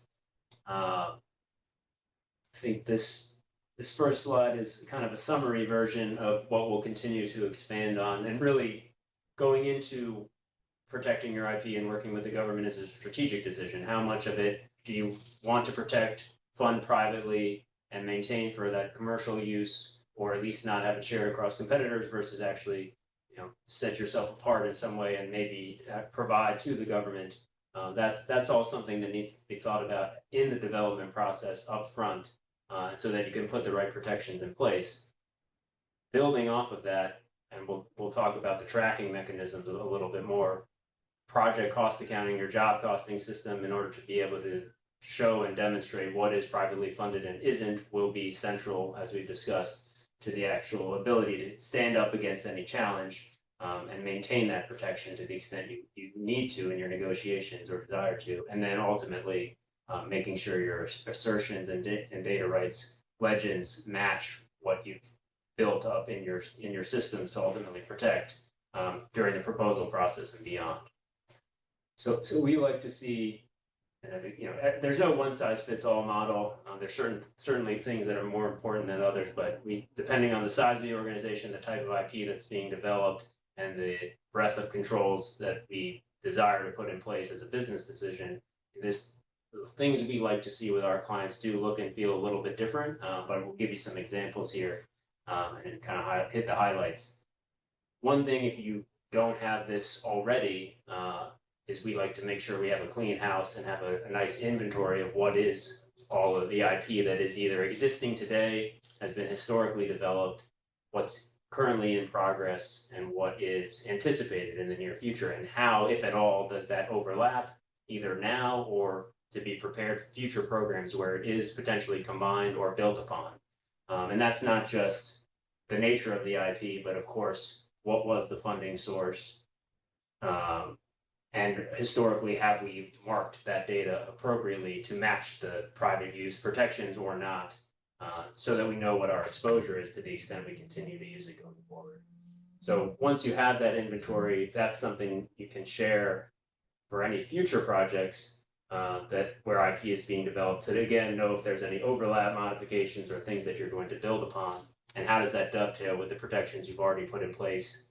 Do we need to clamp on that? Do we need to further expand, or actually is it already the government's? Does the government already have rights to it already? In which case, we're making different business decisions, during our proposal and negotiation process. From a go forward perspective, project codes, like we talked about, are key for us cost accountants and folks that implement ERP systems, or any contractor that has a cost accounting system already. This is probably table stakes for you already. You're doing it to comply with CAS or FAR 31, but it also dovetails nicely into what we need to do from a data rights protection standpoint, where we are setting up job codes for IR&D projects. We're doing that on the commercial side for this reason, but especially doing it in the government space, because we need to segregate what is actually a project for the government where they will have direct funding versus an IRAD project, which, as we talked about, will be recoverable on a government contract, but through your indirect cost pools, which makes it a privately funded matter for purposes of this discussion. So we want those project codes that, like we talked about with segregability, demonstrate that IP at the lowest level possible. So we'll have activity codes or a work breakdown structure that goes beyond just the project code itself. And then with our chart of accounts, we'll delineate the types of costs as well, direct, indirect, unallowable, etc. So beyond that, I think these are some additional controls that only help further bolster your ability to defend against any data rights challenges. And a project code is nothing if you don't have a timekeeping system and timekeeping practices that go with it.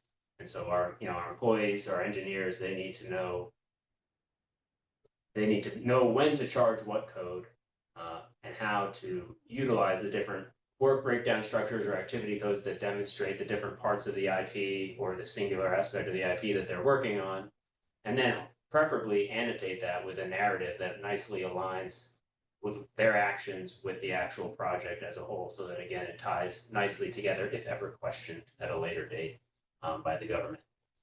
We also like to see work authorizations. And there's some orientation to that in the beginning of a new IP project, where you're being granted certain permissions to work on a project. If it's a very complex and robust development process, again, there might be activities that you're working on and others that you're not. And so the system controls will allow you to charge time over here where you should be and not over there where you shouldn't be, or where it's a government funded matter, but for certain exception reporting processes that might need to occur if something were to need to deviate from that. Similarly, even though I think of most research and development type efforts as labor driven, there's certainly an equipment and materials supply aspect to it too. Same rules apply. We're making sure that those purchase orders and those costs are being coded to the correct project, correct breakdown structure. Hopefully that aligns, especially for robust development efforts, with a project budget or a project plan. It's nice for that story to be very clean, especially again where it's funded privately, and we want to be able to show that the effort started here and anticipated this type of labor, this type of materials, and then the costing records align nicely with that plan from the jump. I think last but not least for this slide, at least for me, from a documentation standpoint, again, is it's nice for the outputs, the reports, the drawings, the codes to also specify what project this pertains to, so that again, you have a nice trail, an auditable trail of the development effort, the output of that effort, and how it tied back to that privately sourced development project. All right, continuing on with execution here of our plan and what I consider part of the control environment from a process standpoint. And these are some other things we like to do and recommend with our clients to instill some of the same infrastructure, compliance infrastructure that we were just talking about. You know, training your workforce is a big part of that. Engineers and developers, they don't necessarily love to track their time to a whole bunch of different places, but if they're doing a lot of development, especially if some of it's government funded and some of it isn't, that is critical. They need to understand what's an IR&D project and what isn't, why it's important to charge their time correctly, and have the right protocols in place to do so. And so that's, you know, an orientation training, some refresher training. We like to see policies and procedures in place, especially again for those larger development efforts where you upfront would define a project, you have a budget, there'd be status reporting along the way, you'd expect milestones, and the system, the cost accounting system would sort of track that same anticipated activity, right, from the project level as a whole, but also that lowest level practicable. And then you'd have communication protocols in place too. It's great and expected that the engineers and the developers would be talking to the technical folks on the government side if they're dealing with a government contract. Not so great if they're dealing with a contracting officer about data rights issues. That's probably not their role. So communication protocols are important. Record retention policies too. You know, there's lots of instances under the FAR where you don't need to keep records past a certain point. To the extent you're concerned about protecting your IP, that's something you may want to carve out and keep the type of cost accounting records and project plans separate from that record retention policy that would have it, you know, self-destruct earlier than we might like it to. You know, similarly, Mark was talking about asserting our IP and our proposal process and beyond. The markings are critical, of course. We don't want to undersell that. That should be probably more normal course for folks that are dealing with IP on a regular basis anyway, but I don't want to miss underscoring that. And it's nice, especially if there's a lot of IP going on, a lot of different projects going on, to have at least one SME that's sort of centrally responsible for understanding all the controls are in place, understanding how it's all supposed to work, making sure the trainings are happening, making sure there's a place for different folks to come and ask questions if needed, and that plan and the policies and the procedures are being executed along a development effort so that there's no chink in the armor.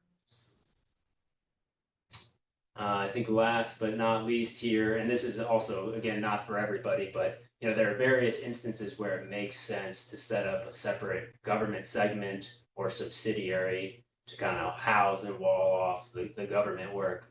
That is not, you know, that is a nuanced and strategic decision, but from an IP data protection standpoint, it's cleaner if there is separation between the government work and the commercial work. And so it's just another thing that is potentially an option to help mitigate the risk of data rights challenges if it makes sense for your business for other reasons. So rounding things out here, you can have a plan. You can tailor your operational processes to fit to that plan. You can have disciplined execution, consistent execution, documentation, and still you're probably going to need an audible because the rules as they're written only will get you so far. And as part of the plan we laid out for you today here, we say the audible is being prepared to negotiate. And so we'll talk over the next couple of charts about what that means. When you look at these rules, they're complex. I mean, you talk about different license rights, you're talking about direct and indirect cost pools, you've got intellectual property, you're mixing it in with cost accounting. I mean, these are complex topics. They're difficult to navigate. And even when you navigate them successfully, you may end up in a situation where how the source of funding rules apply do not necessarily align with the two parties' interests. And for example, the Department of Defense is unique in its mission. It's unique in its needs. It's unique in its appetite for intellectual property, technical information, and the like. And it's unique in how long the appetite persists. Potentially decades for certain weapon systems, even up to a century for one weapon system, if current plans hold. And you need an industry enterprise that's willing to support those needs all during that time.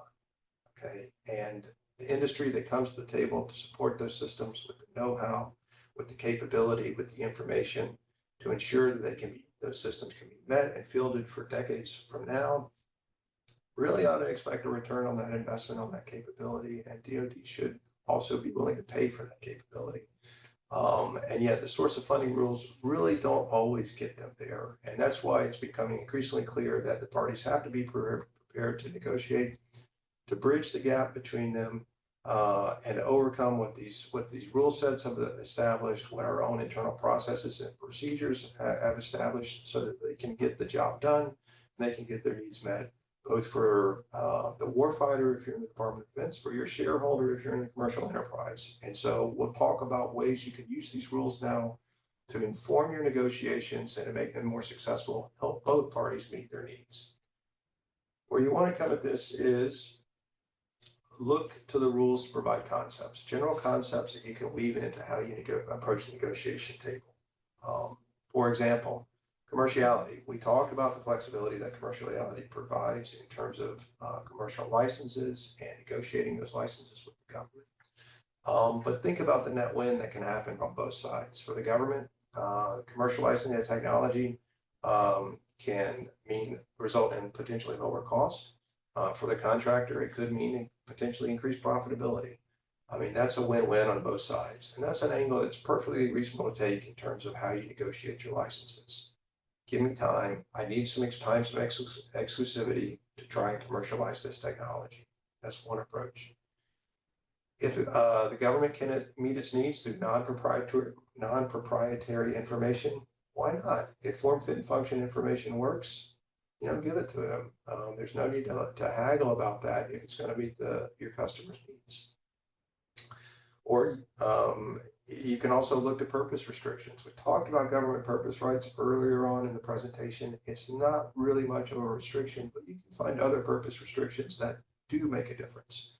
We're all used to them in the context of our NDAs, in the context of our own IP licenses, and those same principles can be applied when you're negotiating with the government. In all these situations, what we're talking about is what the regulations refer to as specifically negotiated license rights. And these SNLRs are becoming increasingly useful for bridging the gaps between the government and industry over these IP issues. Next slide.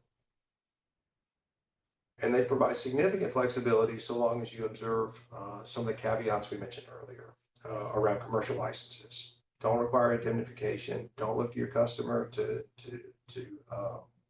go, or don't look to your government customer to go to an improper forum to litigate.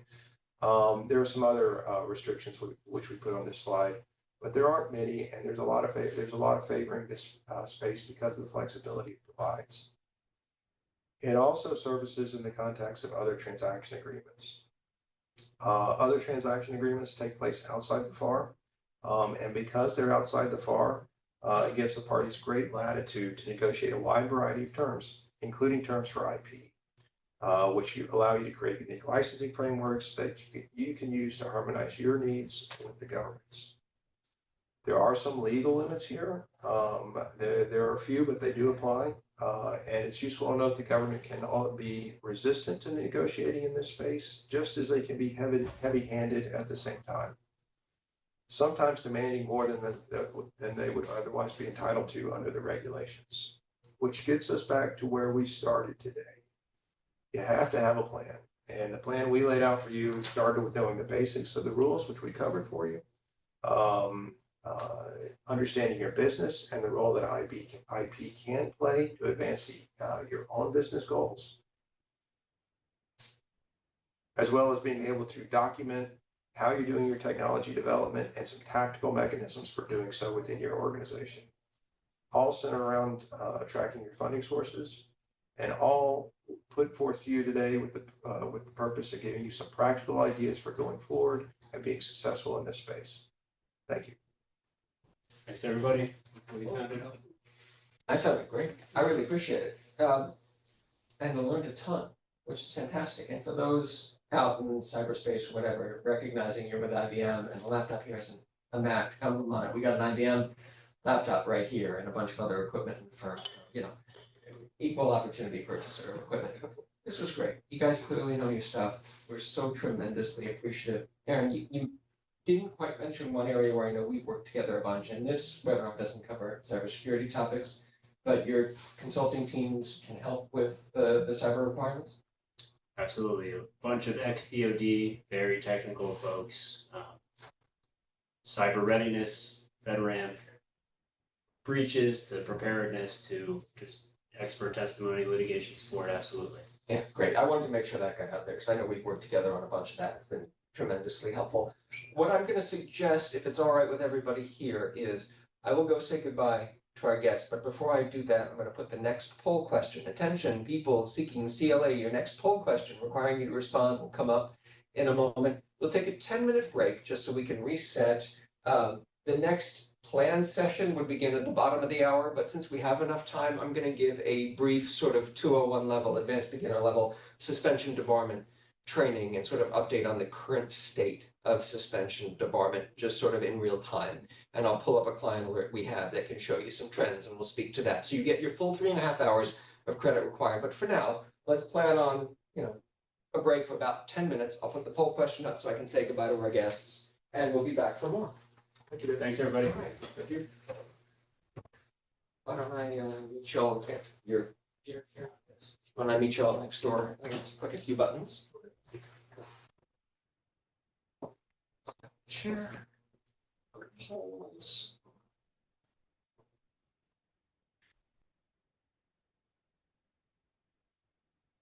All right, here comes poll question 2. All right, please respond. I'm going to leave this up if that's all right. Let me go say goodbye to our guests and I'll come back in and pull up more material and we'll get started again in just a moment. Thank you so much. Really appreciate you.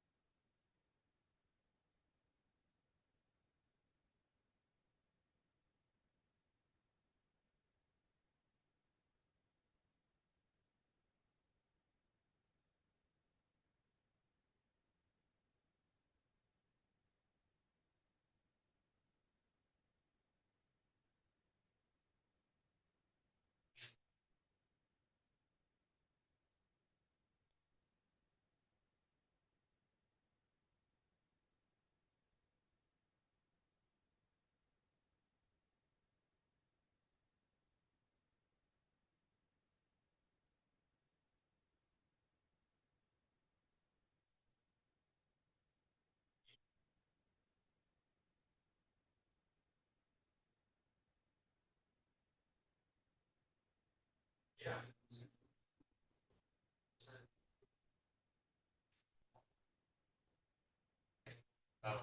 Yeah, is there a way to be at? You can, it's all on camera view. Or you can be up there. No, That's okay. oh, see at the bottom? Yeah. All right, thank you. All right, everybody, thank you so very much for your indulgence. We're doing great on the poll. There are a few probably who still need to respond to the extent they need COE, and I'm going to use this time to pull up some additional training, some additional materials I'm going to use for this next section.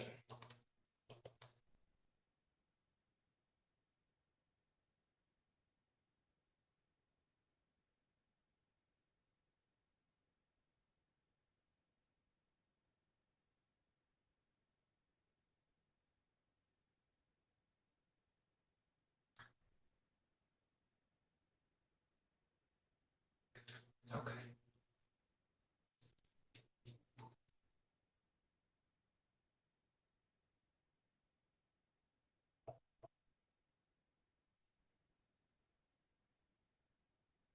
I'll take the poll question down in a quick minute. But we'll still have some time left before we jump in fully to suspension debarment. Briefly, we'll talk about contract types. My colleague Moshe Broder, who I think popped his head in while I was out of the room, so you may have seen him briefly. And then we'll have Noah Bleicher and Carla Weiss finish us out on bid protests for the balance of this training.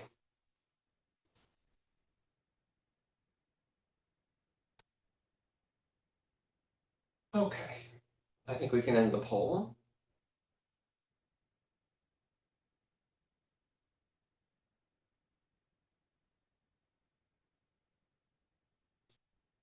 As you can see, we're getting to the time of the day with some, mood lighting, I guess, whatever it takes to light us properly and let you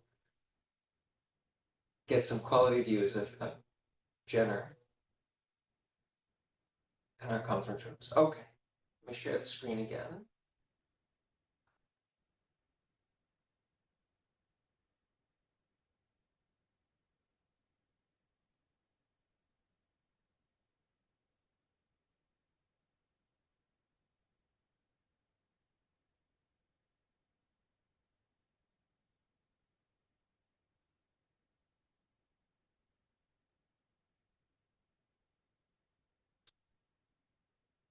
Let's talk a bit, with the time we've got, about suspensions and debarments.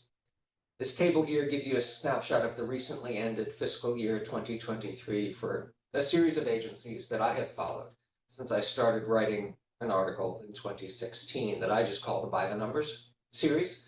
I go into the system for award management, which is the government record of these exclusions, which I'll tell you more about in a moment, and look and see what each agency is doing. Now, there's some nuance to this, and I'll explain to you what you're looking at in a bit more detail soon, what it is, and what it isn't, and how it dovetails with the authoritative government source, the Interagency Suspension Debarment Committee report, which is supposed to come out annually, but hasn't come out since fiscal 2020.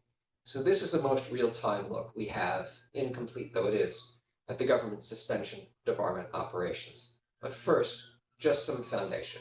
What is suspension? What is debarment? Now, look, this isn't beginner, so I'm not going to spend a lot of time on this, but these are regulatory exclusions from government contracting and receipt of federal funds. So government contracts and government grants for contractors or fund recipients found to have committed certain types of misconduct or who are under investigation or subject to a legal proceeding for certain types of misconducts, and for which a debarring official within the government views it necessary to protect the government by excluding the contractor from receipt of further money, for lack of a better phrase.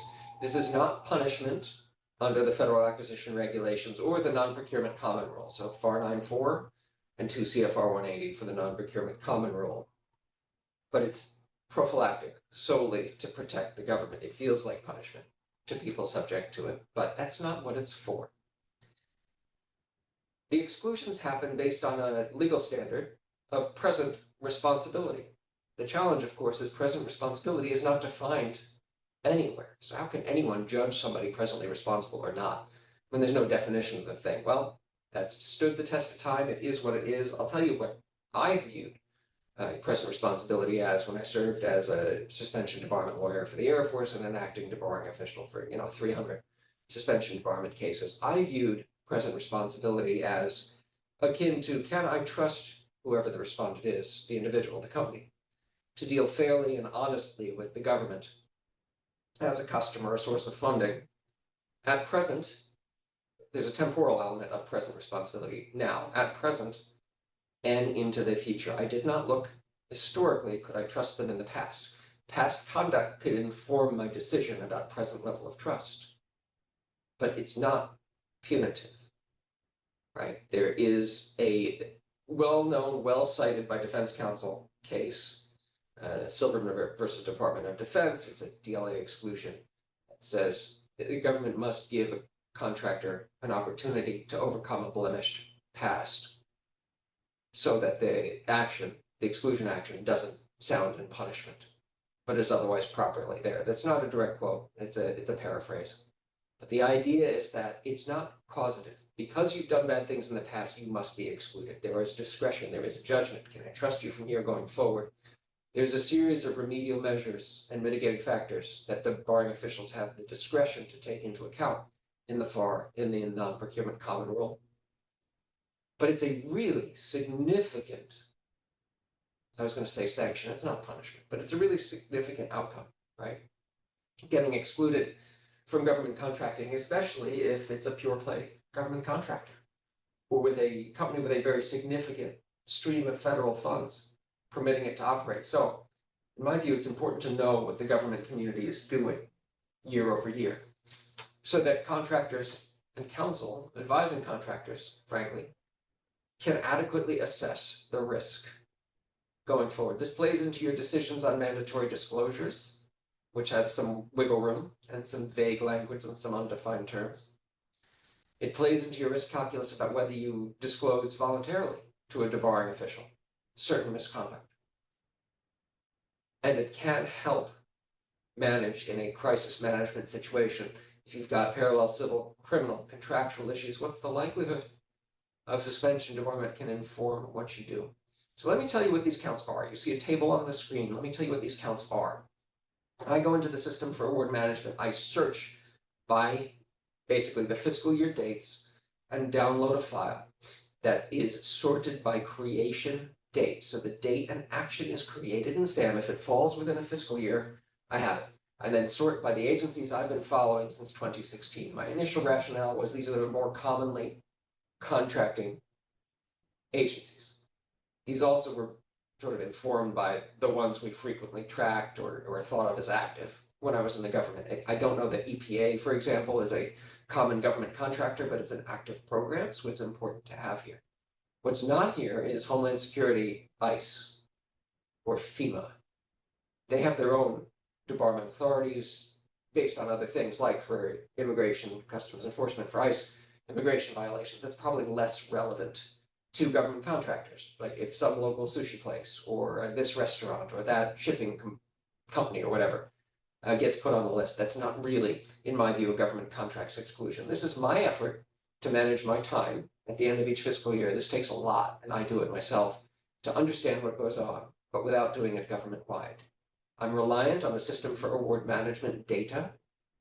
So there could be some element of if SAM isn't working well, or for whatever reason, there's just not a lot of data input. That typically isn't the case. I typically run this a couple of times, and I do find errors, but I do my best to keep things as close to accurate as I possibly can, recognizing I don't control the database. I sort them by entity, by agency, and type of entity. There are firms, there are individuals, and there are special entities. Let's talk about what that means for a moment.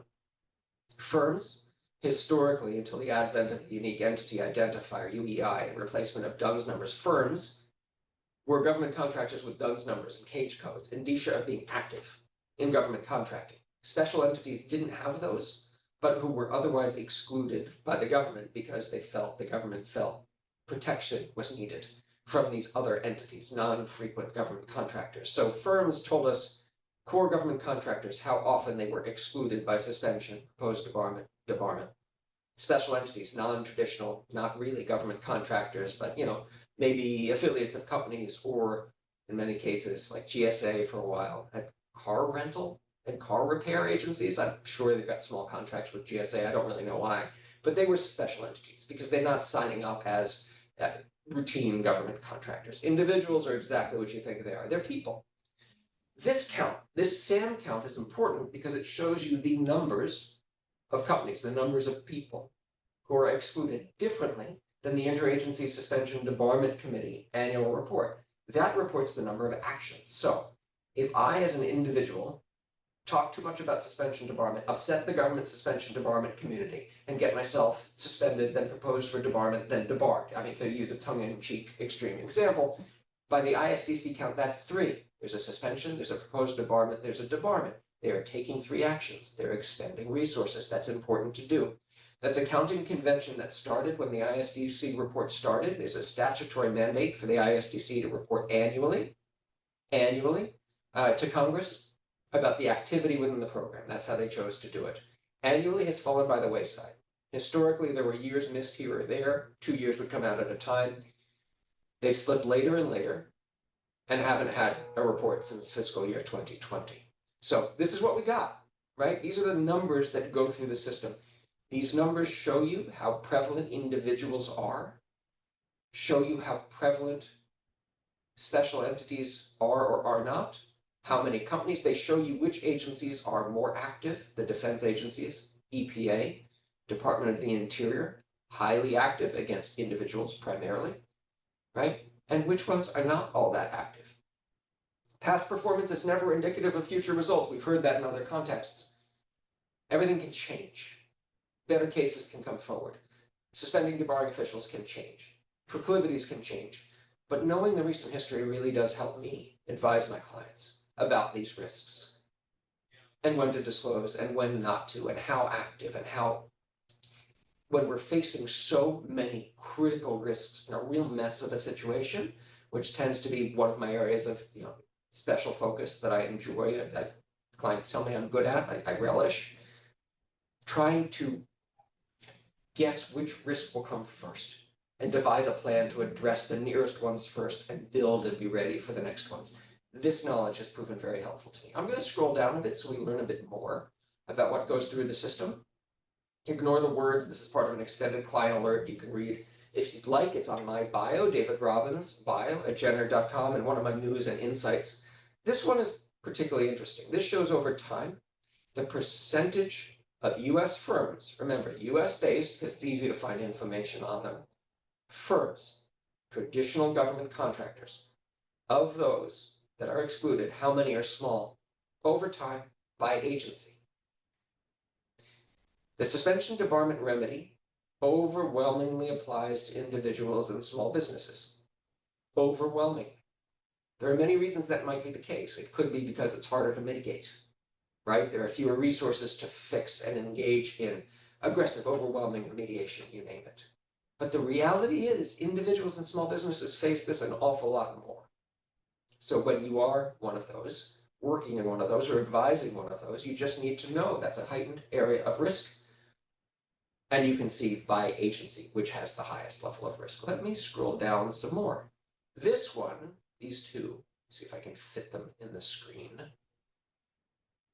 No? Well, let's do the table first and the graphic second. This I find fascinating. We have been in a sustained year-over-year drop in terms of exclusions in these agencies that I've been following. It's a high watermark really in the early 2010s. By 2016, it had sort of peaked. It was starting to fall, right? That's the first year I did the article. I left government service in 2013, late 2013, I want to say. So I don't have history before that. I can just represent to you that it started to fall. And it fell across the board. There were minor upticks periodically last year. Frankly, it was a not insignificant uptick given recent trends, but then it fell off dramatically since then. I'll show it to you graphically. This is overall numbers, total exclusions, only of the agencies that I track. So it doesn't represent government-wide. It represents what I consider to be the frequent government contracting agencies. Total exclusions in blue, that's suspensions, debarments, etc. Combined. Firms, the number of those with a niche of active government contracting at the bottom, the gold line, and gray is the number of individuals. Why is this happening? I'm not entirely sure why this is happening, why, especially in recent years, the drop has been so precipitous. But we recognize, those of us who practice often here, and those of us who follow suspension debarment recognize that the practice has shifted. You don't wait for the suspension debarment official to exclude you and then beg to be put back. That happens. We know how to deal with it when it happens, helping multiple companies facing that challenge right now. But the better course of action is to proactively engage with the government, tell them what happened, engage in proactive mitigation. It's not, for those of you who are college sports fans out there, I mean, I went to Yale, it's hard for me to be into college sports, but I recognize the concept, right? Where there are colleges who will punish themselves so the NCAA won't maybe come over top more harshly. This is the same sort of concept. Get the house in order, engage proactively with the government, avoid the exclusion and the permanent record it leaves on your system for award management record, right? It's no longer active, but it exists in the archives that it's happened. And there is at least potential for stigmatizing impacts. So we all need to be aware, no matter where you sit, that the name of the game for exclusions isn't necessarily responding to them, though it's wildly important to do so when it happens. It's to prevent them in the first place. All right, so I hope you liked that little riff. That wasn't planned. That was just sort of, I recognized we had more time to fill, and we want to make sure you get the fullness of the CLA you've signed up for, and you get the substance. So just a note for PubK Law, who I appreciate greatly, and is one of the best sources of government contracts related information, news, etc. I will get you this article, Bill, so in case you need to include it with CLE submissions, just so you have it. And I'm going to go outside and grab Moshe Broder in, and we'll get him ready and get the slides up so he can talk to us about contract types.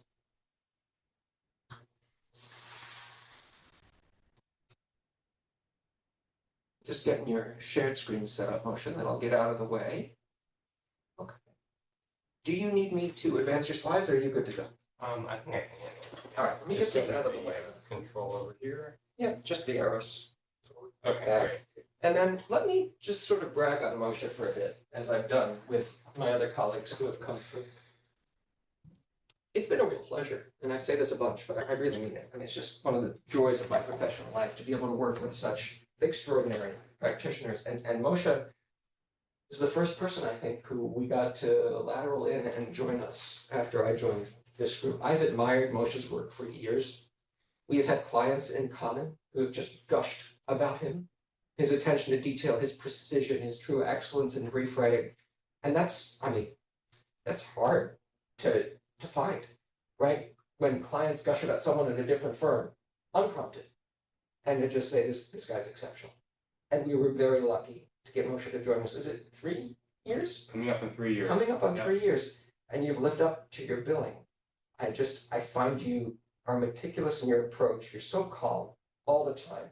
Protest focus, your cybersecurity focus, claims and disputes focus. It's just a joy to work with you. I tend to be more strategic and sort of big picture, and we match up really nicely.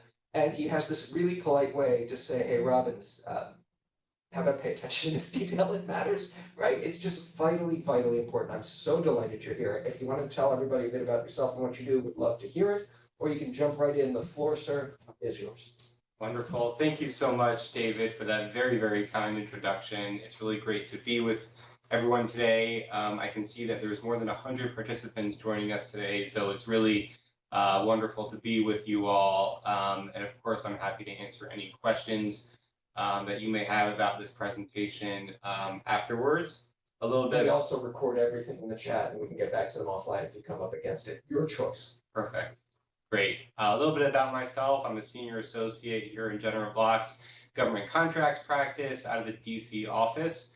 My practice is a mix of protests, claims, disputes, litigation, internal investigations, pretty much anything impacting government contractors in the disputes realm, as well as some specific focus in national security, cybersecurity, and classified matters. So That's kind of my area of interest and expertise, and really glad to be talking to everyone today about types of government contracts, which I hope you'll find interesting and maybe a good jumping off point for further discussion. Okay, so with that, I think I will jump right in. So when we're talking about government contracts and we're talking about which contract type is the right one, right, what we're really talking about at a high level is risk and reward, right? We're talking about what is the risk that the contractor is accepting upon themselves when they sign up for a contract with the government. What is the timing of that risk? How is that all going to manifest during performance?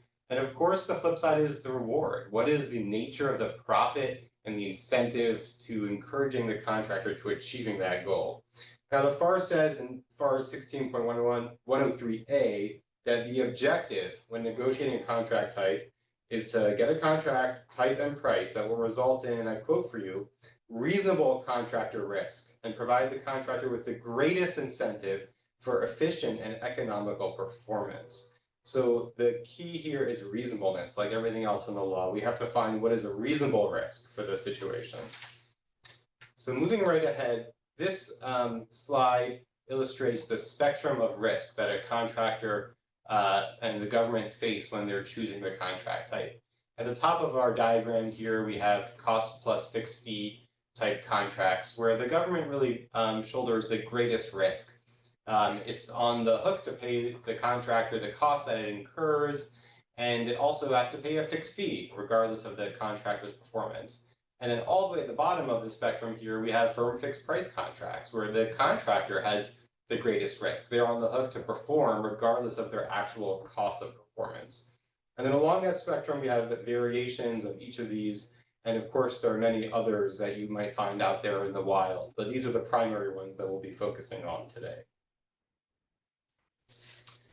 Moving right along. So the point that we want to illustrate with this slide is that when you think about a procurement and when you think about the government's needs, they really change over time. They change in response to what the government needs at the course of a production. So you start out with concept studies and basic research, and then you might move on to exploratory development, all the way ending up in a follow-on production where you have a very mature need and a very mature requirement that's very well defined with clear objectives. And along that spectrum, there's different contract types that are appropriate. Starting out, again, at the early early stages of this development, you have cost type contracts where the government is really shouldering the risk. And at the very end of the spectrum, where the requirements have been defined and the risk is now lower, we have firm fixed price and variations thereof. So those are the types of instances where the contractor knows it needs to build a hammer, it needs to build a chair, a widget, an IT solution, right? And it's very well defined and the objectives are defined. And so that enables the contractor to price with very reasonable confidence and allow itself to maximize its profit while doing so. And so the FAR lays all this out as well. FAR 16.103 and 0.104, the FAR talks about acquisition history and the type of an acquisition program when selecting the contract type. Again, we are just highlighting here that the fundamental overarching distinction between the fixed price and cost reimbursement type contracts. Under a fixed price contract, the promise is the contractor shall deliver. There's an obligation. With a cost reimbursement contract, the contractor is obligated to make their best efforts, right? The risk to the government is low in a fixed price environment, but it's, from a cost perspective, it's very high in a cost reimbursement. The government's required to reimburse the contractor its costs. A point on administration here, right? So with fixed price contracts, the government does not have to do a whole lot to figure out what exactly the government is doing. It's very focused on the end result. Has the contractor actually delivered the product, the widget, the service that it was signed up to do in the statement of work, performance work statement? With a cost reimbursement contract, there's much more burden on the government, right? You might have oversight from the government in terms of auditing allowable costs and so forth.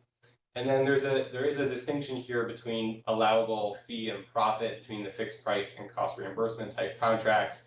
The fundamental takeaway here is that With fixed price contracts, there's no limit on the amount of fee that a contractor can recover. If a contractor can perform, with very minimal cost, then great for them. They can maximize their profit and they can capture all that. With cost reimbursement, the fee actually is capped. Okay, so moving right along to fixed price contracts. So we have a series of fixed price contracts which we're going to discuss at a high level, starting first with firm fixed price. Again, this is a situation where, we jumped ahead one too far. This is a situation where the FAR provides that FFP contracts suitable for acquiring commercial products, commercial services. And again, the linchpin here is that the supplies or services have to have a reasonably definite functional or detailed specifications, and the CO has to establish fair and reasonable prices at the outset. Again, the contractor is on the hook to complete the work regardless of their actual cost of performance, and because of that, the contractor has the maximum risk and the full responsibility, both for profit or for loss. And because of all that, that dynamic creates a situation where the contractor has the maximum incentive to control their costs and perform efficiently. We've already covered the administrative burden here. Again, one of the hallmarks of a fixed price contract when it's issued appropriately is that there's clear, precise, unambiguous specifications. There has to be an unambiguous statement of work, firm delivery and end date, and a clear sell-off criteria. How does the contractor know that they're done, that they've finished their work and they've hit their objectives? There has to be something clear that actually defines all of that. And the firm fixed price contract type assumes that there's going to be minimal government intervention, oversight, administration during performance. We're pushing it all into the contractor. Changes in a firm fixed price contract, that probably could cover a whole day-long course, and we're not going to do that in this context, but they are subject to equitable adjustment. Okay, fixed price with EPA. So this is a situation where you have an economic price adjustment clause, and there are specific contingencies or provisions about when you can use this. So one, there has to be serious doubt concerning the stability of market or labor conditions that will exist during an extended period of contract performance. And two, the contingencies that would otherwise be included in the contract price can be identified and covered separately in the contract. And the FAR provides that this type of clause and contract type can only be used when necessary to protect the contractor or the government against significant fluctuations. It can't be something minor in labor or material costs and so forth. The fixed price contract can have upward or downward economic price adjustment revisions, although typically I think you would see mostly upward EPA adjustments. And these are specified contingencies that are not duplicated in the base price. So it's something that we're going to identify in advance and tie very specifically. So for example, there might be wild fluctuations in the materials market for lumber or for oil or for any number of things. And the same for labor, right? You could have significant fluctuations in the labor market, as I think the entire industry experienced during the COVID-19 pandemic. So we have three general types of EPA, economic price adjustments. You can have established prices. So there could be an industry-wide contingency where, let's say, one supplier of a commercial item is changing their price for the entire industry. You could tie your price adjustment to that contingency. You could have labor materials that we've discussed. You could have cost indices and tie that to your economic price adjustment. And that's all adjustable. Okay, incentive contracts. So this is where a firm fixed price is not appropriate. Supplies and services can be acquired at lower cost by relating profit to performance, and your delivery and technical performance can be acquired at lower costs by relating profit to performance. The incentives here we're going to get into those in more detail, but let's look at the fixed price incentive firm contract. So here the contractor has the opportunity to make a higher profit by completing the work below the ceiling price or meeting objective performance targets. But, and we're going to look at this in a second on a future slide to show how this works in practice, once the price exceeds the fixed price ceiling, the contractor is responsible for all allowable costs over that price ceiling. So there's different elements, and I think some of this is easier to understand as we walk through in a real example here. So why don't we go ahead and take a look at that. So your target cost here, that's your $10 million, that's your projected cost. Your target profit of $850,000 in this example, that's your estimated profit for your. That's a pretty good example. Good grief. Yeah, All right, I'm sorry for interrupting you. yeah, we only have the best examples here. Okay. So $850,000 for your target profit for a total target price of 10.85 million. And your price ceiling, the price over which you're not getting paid another dime, is 11.5 million. So let's see how that looks like with this illustration here, right? So you see the point of total assumption, well, let's hold off on that. Let's come back to that in a second. The target here, again, that's 10 million, that's right in the middle there. And you can see as you move down the horizontal axis, as your cost increases, your profit decreases. And as your cost decreases, your profit goes up, right? But as your cost increases past $11.5 million, you get paid not a dollar more, regardless of your actual incurred costs, your actual, the cost you actually incurred to perform the contract, right? And the point is that at $10 million, you're making that target $850,000 profit, okay? And as you proceed horizontally, as you proceed in additional costs, you're making less profit as you proceed forward. Again, the point of total assumption, that's the point at that 10.85 million, after which, as you incur additional dollars, those are all going to cost. You're not going to get paid additional dollars in profit, and it kind of bottoms out there at 11.5 million. And then, of course, as you proceed past that, you're really just operating at a loss. That's what that means. Okay, fixed price with an award fee. So award fee provisions under the FAR can be used in fixed price contracts when the government wishes to motivate a contractor and other incentives can't be used because the contractor performance cannot be measured objectively. So the point here is you establish a fixed price that has a normal profit, and you provide an evaluation of the contractor's performance against an award fee plan. That award fee plan is determined in advance, and we'll talk about that in a second. One of the key features here and points of this is that we're only going to be using a fixed price with award fee where the benefits are going to exceed the administrative costs. Because when you have an award fee plan, there's going to be administration associated with that, and there's just no way around it. You have an award fee evaluation board, there's procedures, there's some administrative maybe hassle, right? Procedure associated with this. And you have to have the determination finding approved at the appropriate level in order to enter into a fixed price with award fee contract. The next one here, firm fixed price level of effort contract. This is really something you don't see too often because it's really intended only for investigations or studies of a specific research and development area.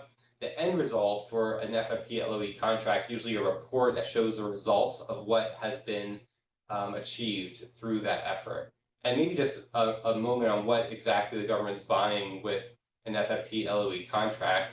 What the government is buying is simply for a fixed price, let's say the $10 million, a specified level of effort, and that might be 2,000 hours of work, right, during that period of time. And the reason that the government might want to do that is because it doesn't really know exactly what its requirements are. It doesn't know what it's going to encounter during performance. Again, R&D, investigation, studies, this is really where this kind of contract is best used. And it's really intended for smaller contracts, but of course we see that in much higher dollar values as well. This one is very timely for us because just this year we represented a protester at GAO getting a sustained decision where the agency decided to use an FFP LOE contract inappropriately, right? It was not an investigation or a study. And so that was a pre-award protest challenging the terms of the solicitation. So for anyone who's interested in learning more about that, I refer you to GAO's decision from May 23 of this year. The case is General Dynamics Information Technology. Okay, moving right along to cost reimbursement contracts. So we're going to cover a few different types: cost plus award fee, cost plus fixed fee, and incentive fee. The general theme here is fixed price contracts. They may not always be appropriate. We talked before about the different stages of a procurement and when risk might be best or more appropriately allocated to the government versus the contractor. Supplies and services can be acquired at lower cost by relating the profit to performance. But one thing that's important to know with all this is that although there are various types of cost type contracts, cost plus percentage of cost is per se improper. It's unlawful. You can't have that. That would result in the contractor incurring their costs and then getting an additional percentage for all the costs incurred. And you can imagine that creates perverse incentives. So that's improper. It's not allowed. Okay. Let's talk a little bit about cost plus award fee contracts. This is suitable when the likelihood of meeting acquisition objectives will be enhanced by using a contract that motivates the contractor towards exceptional performance and provides the government with the flexibility to evaluate both actual performance and the conditions under which it was achieved. So here we have the cost component with a base reimbursement, and the additional part is this award fee that's earned in whole or in part, and that's not uncommon to receive less than the entire award fee for the performance under the contract. The government has the discretion to unilaterally determine the criteria for the award fee. Yes, you can have negotiations with the government over that, but that's the government's discretion. And the fee is paid by the government, exercising its judgment based on the contract criteria that's been established in advance. The objective here is to motivate the contractor for excellence, right? Exceptional performance. So the fee should be sufficient in dollar value to motivate the contractor. And we're looking for things in terms of quality, timeliness, ingenuity, cost-effective management, and so forth. Again, just a few different terminologies here. We have the base fee, which is what the contractor is going to receive, regardless of their performance, even at $0 award fee. But what we're talking about with the award fee component is this additional amount that's going to be earned in accordance with the evaluation factors in the award fee plan. That plan's a living document. It can evolve as the performance goes on, and maybe there are new variables that have to be taken into account as the government considers the contractor's performance. Okay, next we have cost plus fixed fee, and as we think back again to our spectrum of risk, this one is really a contract type where the government is shouldering the large majority of the risk here. So this one contracts for performance of research or preliminary exploration or study. That's what the FAR says, at least, right? And the level of effort required is unknown, where the contract is for development and test, and if we're using a cost plus incentive fee is not practical, normally should not be used in development of major systems. That's what the FAR says. That's the guidance. We don't always see that happening in reality. And of course, contractors love cost plus fixed fee contracts because they can focus on doing their very best work and not worrying too much about operating at a loss or kind of those types of considerations that might be applicable to a fixed price contract. Again, the fixed fee here, as the name implies, that fee is fixed and it may be adjusted as a result of contract changes. And again, the idea here is all about risk. And at least the FAR provides that this contract type should not be used once preliminary studies have indicated that there are achievable results. And thinking back to our slide, we're talking about the lifespan, the life cycle of a procurement and a requirement. We might see the government starting to shift towards fixed price type contract or variation thereof. How are we doing on time, David? You're doing fine. Okay. You're doing fine. We got Great. 9-10 minutes to the top of the hour. Perfect. Does that work for you? Yes, I see some of my protest colleagues on deck waiting to share with you some insights about protests. So I'm sure those are going to be excellent as well. Cost plus incentive fee. So this is a contract type where there are services or development and test programs where a cost reimbursement contract is necessary and the target cost and a fee adjustment formula can be negotiated that are likely to motivate the contractor to manage efficiently. So the focus here is on how the contractor can manage efficiently. And again, in a few slides, we're going to look at a chart that kind of illustrates the incentive for efficient management. But the incentive fees are initially negotiated and it's later adjusted according to this formula. The fee adjustment formula is based on the total allowable costs versus total target costs. So let's take a look at this in action. You have, again, a target cost of $10 million, $10 million, along with a target profit of $73,000. And now we have here a maximum fee and a minimum fee, a max fee of 1.35 million and a minimum fee of $300,000. And so what this slide is illustrating is that as we have additional cost incurred, no matter how much your costs are, you're not going to get less than $300,000 in fee. That's always going to be available to you, even if you are not efficiently managing your contract. And on the flip side of that, even if you are very efficiently managing your contract, right, you're only going to max out at $1.35 million of fee. So there's no incentive to kind of keep sliding leftwards on that horizontal axis in terms of cost. But that target spot there in the middle is the $10 million of cost and $850,000 of profit. And that's the target because as you keep shifting to the right, you are exchanging some of your cost for your fee. And I think that illustrates this principle in terms of why the contract type is used to encourage contractors to efficiently manage and not keep pushing to the right because their profit will decrease. So I think with that, we've arrived at the end of our deck for today. I'm happy to answer any questions that are received. And I'm happy to follow up with additional questions either after or with anyone else. So I think with that, I know we have a wonderful presentation coming up with our colleagues in the bid protest realm. This is going to be an excellent discussion. I work very closely with Noah and Carla on bid protest every day. That's the biggest part of my practice, and I know they have really exceptional experience in this area, and I know they're going to share their wisdom with you. So without further ado, we might have an extra minute or two as a break before the next session, but I hope you all enjoy their protest discussion as well as this discussion. Okay, thank you very much.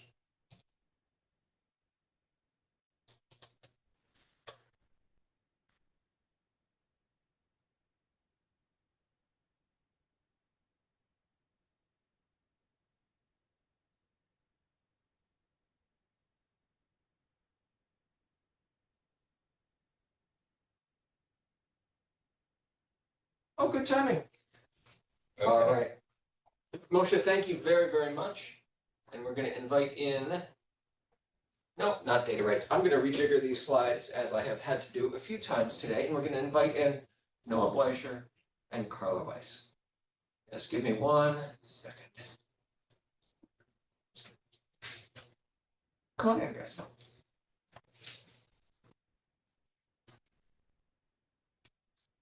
Tests. Wait for current slide.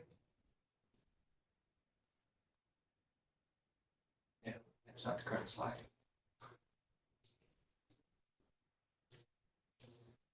Good. Share screen. Bid protests. Share. These folks have seen me do this many times, and they're probably thinking, doesn't he know how to do this now? Oh, I managed to still screw it up. Well, why don't you all introduce yourselves while I'm doing this? Yeah, sure. So good afternoon. I'm Noah Bleicher. And with me is my close colleague, Carla Weiss, and we are going to be talking about bid protests, not data rights. Although I look forward to learning more about the data rights from watching that presentation, but we'll be talking about, there we go. We'll be talking about protests. Noah's a former GAO bid protest official. Carla is a fantastic protest and also broader practitioner. We work a lot together on protests and many other things, but when it comes to really running with extraordinarily complex protests and making, frankly, winning arguments, you two are as good as it gets. Thanks, David. Well, we've got a lot of material to cover, so let's just dive right in if we can. Today's presentation, we're going to go ahead and we're going to, the top 10 grounds of protest, we really want to spend a lot of time covering the most popular basis of protest. We're going to talk about what those protest grounds look like when you raise them and how GAO or the court might consider them. Before we get there, though, we're going to first do some table setting. So this is a little bit of more of the 101 part of the presentation, where we're going to just talk about some of the standard processes and procedures that relate to bid protests, and then we'll close with some final considerations. Okay, so just to make sure we're all on the same page, when we're talking about a bid protest, What we're talking about is a challenge to the award of a government contract or to the terms of a solicitation for a government contract. Disputes involving performance of a government contract, those are those claims that our colleague Nathan spoke about earlier today, right? So once we're underway in performing a contract, that's a different world. We're talking about fights involving the award of the contract itself or the solicitation for that award. There are 3 forums where these protests could be raised. One of them is the Government Accountability Office. That's where I worked before I joined Jenner and Block. The other one is the Court of Federal Claims. And of course, the contracting agency is where these disputes could be filed as well. We're going to primarily talk about GAO bid protests. And the reason why is because, as you see on the slide, most of the protest action happens at GAO. So last fiscal year, GAO saw more than about 2,000 protests, whereas the court saw about 130 of them last calendar year.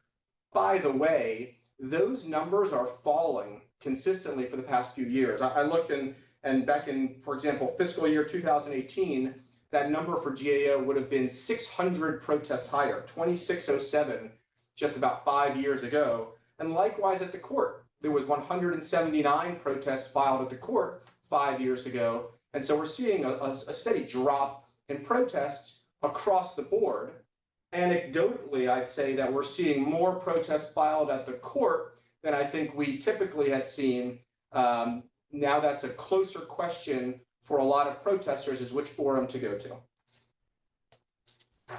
So when we talk about protests, we also just want to know what are we even doing here? What's the purpose of the bid protest process, right? And so generally speaking, the bid protest process allows a forum for disappointed offerors or for bidders that are having trouble bidding on a contract to seek and to get to seek relief, and for interested parties to have their concerns heard. The forum itself, it increases and enhances accountability of procurement officials and the government agencies that are involved in protests. It also just provides that general transparency into how the system works. And of course, we're talking about the integrity of the whole procurement process. To me, when I think about bid protest, it's really a mechanism to instill confidence in the procurement process. That participants that are doing business with the government know that their proposals, their quotations are going to be given adequate consideration in a predictable process that complies with law and regulation. And again, we are moving fast through this part of the presentation in the effort to get to the bulk of the presentation with that top 10 list. So again, I'm going to move really fast through this slide. When we're talking about the parties to the protest, you're really talking about the protester, of course. And so in a pre-award protest, that's just the company that wants to be able to do business with the government. In a post-award protest, we're talking about the company that lost the protest that is challenging that loss. There are some situations where not every disappointed offeror will qualify as an interested party to protest, but we may cover that later on. Then also the agency is a party to the protest, and so it's typically the contracting agency. When you're at GAO, they're going to defend the procurement process.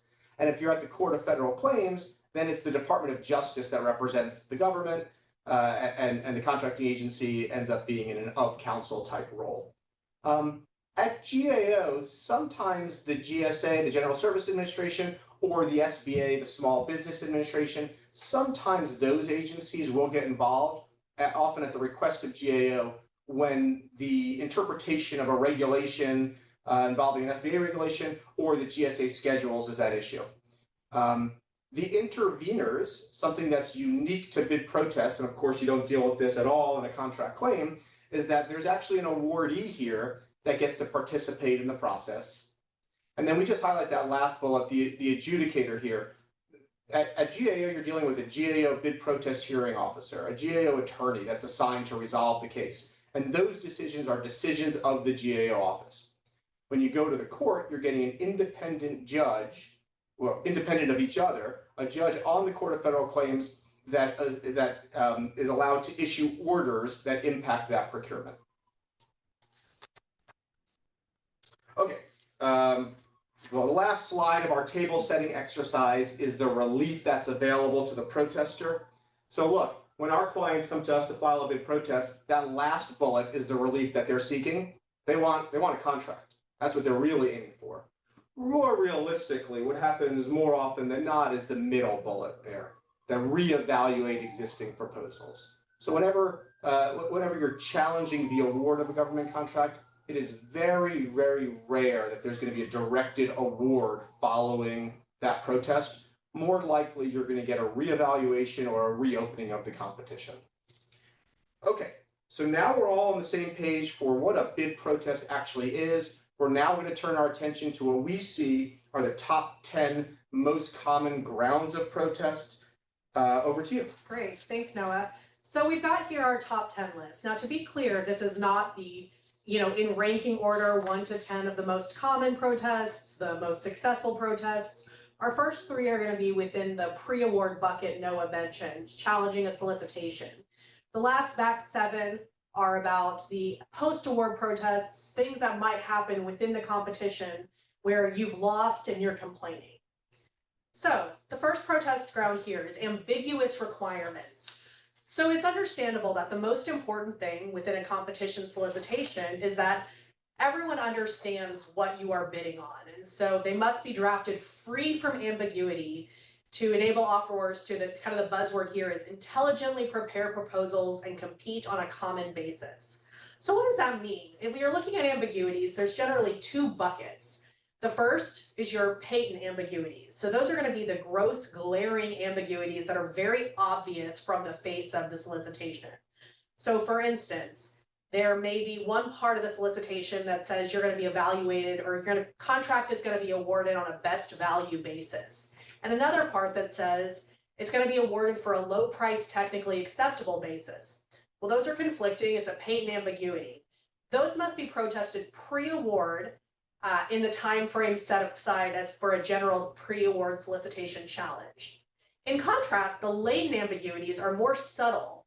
There are ones that are not evident until you find out that you haven't won the award and that you learn that you and the agency, if you're the protester, had some fundamental difference of understanding of some provision. Those must be protested within 10 days of knowledge of when you learned about that ambiguity. So how's GAO going to look at this? They're going to examine the plain language of the solicitation. What does it say? And importantly, in the world of a latent ambiguity, if there's 2 or more reasonable interpretations, it's ambiguous. Doesn't have to be the best interpretation, just is it a reasonable interpretation? Can reasonable minds differ about the meaning of a provision? Okay, so if you're the protester company and you're disappointed or you're looking at this, when might you protest? So as we said, the inconsistent provisions, there's internally conflicting information. Maybe one place that says past performance is within 5 years, in section L, your instructions, and then in past performance, in section M, the evaluation, they say they're going to look at past performance from 3 years. There's a conflict there. The second type is when there's insufficient information. Perhaps let's say there's just not enough information that's provided for what the contractor is going to be doing that would allow them to put forward a staffing plan that's able to prepare on an equal common basis. Maybe the incumbent knows a lot more, it's not included in the solicitation, and other offerors would have no idea what actually to propose. Finally, an interpretation is unclear. There's just vague terminology where even from not as a latent ambiguity, but even in the beginning, it's unclear what that means. And in those places, it's important, again, to protest because you're in a position in the pre-award where if you protest or you lose it. If there's some type of patent ambiguity in a post-award setting, as we would say, we're very sorry, we know this is frustrating, GAO is going to say you should have protested beforehand. So it's important to be thinking about these in the solicitation review portion, rather than just hoping down the line that the agency agrees with whatever you thought it meant. Okay, and then the number 2 ground of protest related to pre-award protests that we're seeing are challenges to restrictive specifications, right? And so government solicitation documents are going to describe in sufficient detail what goods or services are being procured, what they're soliciting for, right? Those are supposed to be designed to achieve full and open competition, but not always. The government's allowed to include restrictive specifications, but only to the extent that they're necessary to fulfill the government's legitimate needs, right? We always talk about how the government gets to decide what its needs are and the best methods for accommodating them. So the question then that when there's restrictive specifications, GAO will get involved and find out what the government's rationale is. They are not looking at whether the offer, what is the best requirement for the agency. That's not GAO's rule, but rather, why does the government need that restrictive requirement? And the truth is that the tie goes to the agency, right? So if you're a contracting agency, a contracting council, and you're able to proffer an explanation that frankly passes the smell test, you're likely going to be able to defend that procurement. Those protests are typically sustained where the agency isn't able to come up with a credible explanation for the restrictive specification. We see these, our clients are coming to us when the specifications generally preclude the company from even participating in the procurement. If they're already on the outside looking in, then their only recourse, if they're not able to influence a solicitation through Q&As, the only recourse is to try to protest, right? Sometimes also there's a brand name or equal requirement, and that triggers a protest. Because if it only requires a brand name but doesn't allow for an or equal, then the government needs to explain why it needs to have MacBook Airs and not just laptop computers. We also see this when an agency bundles its requirements, or if there's a strict precondition to award or to even offering, such as some sort of really hard to obtain past performance that may not be entirely necessary. The onus is on the government to defend why it needs those restrictive specifications. So the next topic for a pre-award protest is other than full and open competition. As Noah just said, that's the basis. Competitions are supposed to be full and open, except when they're not. There are certain, as we all know, certain exceptions to full and open competition that are authorized by statute, such as urgent and compelling need, only one available source, things such as that nature. Alternatively, also small business set-asides would fall into the other than full and open competition bucket. And so there's a robust framework that's within the FAR that sets forth what an agency must do in order to not have full and open competition. So there must be a justification and authorization, a J&A, that sets out certain regulatory requirements explaining why this is a case that can't be full and open. And there has to be market research showing that we know there's only one company that's going to be able to meet this requirement. And so GAO is going to review this for the reasonableness of the justification. I think here, though, there is some scrutiny applied specifically because full and open competition is the bellwether. And so they want to make sure it's really, in fact, necessary to set it aside. In certain cases, such as national security, I think the tie there really does go to the government. If it's national security, health and welfare, things of that nature, but otherwise, GAO really does scrutinize. So when might protests occur here? So when there's an improper sole source award, they've limited competition without any justification. They've set it aside to one company, maybe even on a de facto basis by having such restrictive specifications that only one company can meet them. Justification that they actually put forward, the paper they proffer, it just doesn't include what's required. It's flawed. It doesn't meet the regulatory standards that is required to be met. Sometimes you get a sole source award that's outside the scope. So for instance, there may be a original contract for building a school, and then there's a modification to also build a prison. Well, there's a material difference between what the contract says and that specific task order, for instance, under that.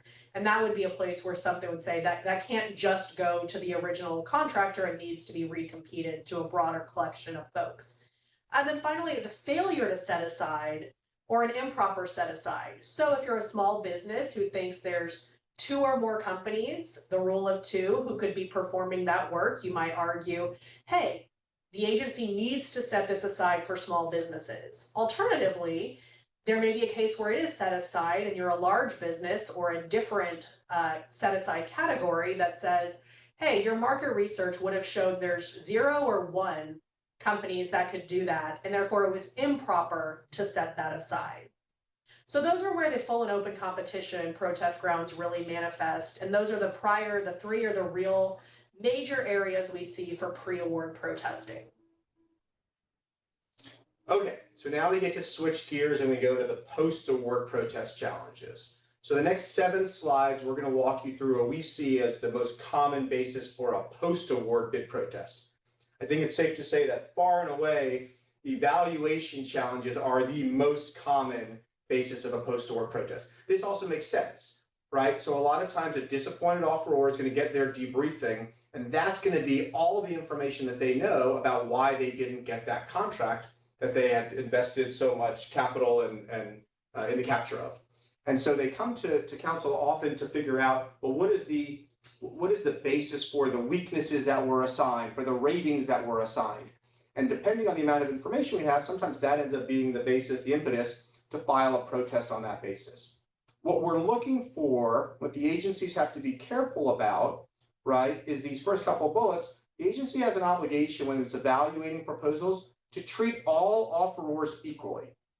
They cannot assign comparable ratings for differences in a proposal or vice versa, right? They also have to adequately document the basis for their evaluation findings. So an inadequately documented record doesn't provide for enough information for GAO or the court to provide meaningful review.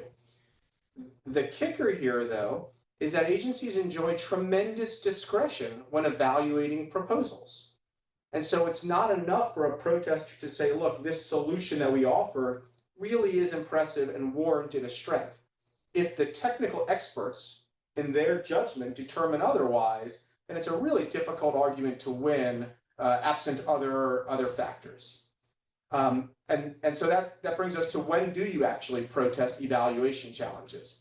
So really, these are lined up as ways to win evaluation challenges. You're really looking for those objective errors. So if an agency makes an objective mistake in evaluating a proposal, if the documentation misrepresents what the proposal provides for, that's a basis to sustain on an evaluation challenge.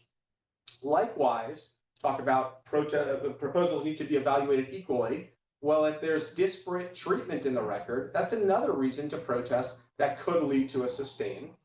And then finally, if the record is just completely inadequately documented, if there's no explanation for why ratings or findings were assigned, then that also could require the agency to go back and to put enough information on paper to support that source selection. So the next bucket of issues is failure to follow evaluation criteria. And you may see this and think, well, what is the difference between this and the evaluation defects slide Noah just went through?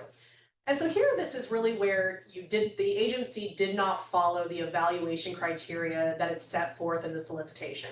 So the FAR requires that the solicitation identify the factors and significant sub-factors that are going to be assessed and their relative importance. It doesn't have to have every aspect included. There's, they say, the clear nexus to stated criteria, but by and large, an agency can't put forward one set of evaluation criteria and then evaluate offerors against another one. So the protest in this category is going to be where, for instance, an agency relies on unstated evaluation requirements in negatively assessing proposals. And so nowhere in a proposal, in a solicitation, did it say that offerors were supposed to talk about X. There's no clear nexus to any requirement in the solicitation, and yet your proposal got dinged for not talking about X. Second is when the importance of specific criteria turned out to be more than could have been expected. For instance, maybe it says all factors are equally rated, and then the evaluation record reflects that the third factor suddenly became the real showstopper that everything was turned on. That was really why one company won and one company lost, even though it was supposed to be equal to the other criteria. And the third is where the agency fails to conduct a stated solicitation evaluation, or alternatively conducts one not anticipated. So for instance, a cost realism evaluation is required for cost reimbursable contracts. If the agency fails to do that, that would be a basis to protest. And conversely, in a fixed price environment, the agency can only perform a price realism evaluation to see if costs are too low to be realistic to show an understanding of the requirements if offerors are informed that such an evaluation will be performed. So if one shows up in the evaluation, that would be another place to protest because it's a failure to follow the evaluation criteria. Great. So now we're turning to relaxation of requirements, right? And so as an overarching theme here, we talk about how an agency has to lay the ground rules of its competition, then it has to follow those rules. An agency cannot announce one evaluation scheme in a solicitation and then deploy a different one when it's actually conducting those evaluations. When an agency does so, it runs into trouble, right? And that's sort of this waiver or relaxation. But that's in the context of Section M of most of our negotiated procurement RFPs. Section M is how the government's going to evaluate proposals. That becomes essentially the Bible for how the competition is going to be conducted. Section C, that statement of work, the performance work statement, that's the government's requirements for performance. Now, the government can take liberty with those as long as it does so equally, but that could still end up being a basis of protest. If a protester learns that the government has waived or relaxed a material requirement for the awardee, then that company often wants to take issue with that and files the protest. The difficulty in those protests, in our experience, is establishing competitive prejudice. Because there the question is not was it appropriate for the government to waive or relax that performance requirement, but rather what would that company, the protester, have done differently had they known that the government was going to be lenient when it came to certain of the performance requirements. That's usually where these protests become really difficult to win, but there are still mechanisms to keep the government honest, to make clear that they put one thing on paper and the award reflects something different. One of the areas that we see this the most frequently, and this is maybe where you're talking about relaxing a requirement that has both Section M and Section C implications, is when we talk about key personnel, right? And so sometimes the solicitation will have key personnel requirements and expectations, such as a certain advanced degree. And then in Section M, they're going to evaluate, the government's going to evaluate all of the proffered key personnel candidates and whether they have sufficient experience. If the awardee doesn't have that triple PhD that the government was soliciting for, then that's a basis of protest. And the prejudice hook there could be that if we had known that we only needed to have some sort of a bachelor's degree rather than this triple PhD, then we would have submitted a different candidate that would have saved the government money. We would have been at a lower price point, and the whole award and competition would have been different. That's the type of stuff that we usually see when we're dealing with these relaxation or waiver of requirement type protests. So next up, flawed discussions, which is one of everyone's favorite topics. So as folks might know, agencies don't have to conduct discussions in the process of running a competition. But at the point they do conduct discussions, they must be both meaningful and equal. So in the meaningful side, there's certain requirements that they must identify proposal deficiencies and significant weaknesses. Note it doesn't say weaknesses on there, but again, when you look at being equal, if, for instance, one offeror learns of their weaknesses, all offerors must be told of their weaknesses. And so the discussions must be detailed enough so that offerors understand what parts of their proposal need to be modified to give them an active chance of award. There's no requirement, as GAO cases say, to spoon feed, but it has to be more than just saying there's a problem with your cost proposal or we have some concern about your key personnel. That's just not meaningful. It doesn't give the offeror an understanding of what needs to change so that they would have an opportunity to win. And again, on the equal portion, it's just what's good for one company needs to be good for the other, making sure that within the concepts of fairness that undergird our competition system, that the government is being equal and fair in the treatment of the offerors. So GA is going to review this for the adequacy of discussions. And it's actually a fairly good place where if the record does not reflect equal discussions, GAO does not know what would have happened because they don't know how a proposal might have been modified. So it can be a very successful basis of protest. That, as we talked about earlier, often requires going back in time and not just reevaluating proposals, but giving offerors a chance to revise their proposals.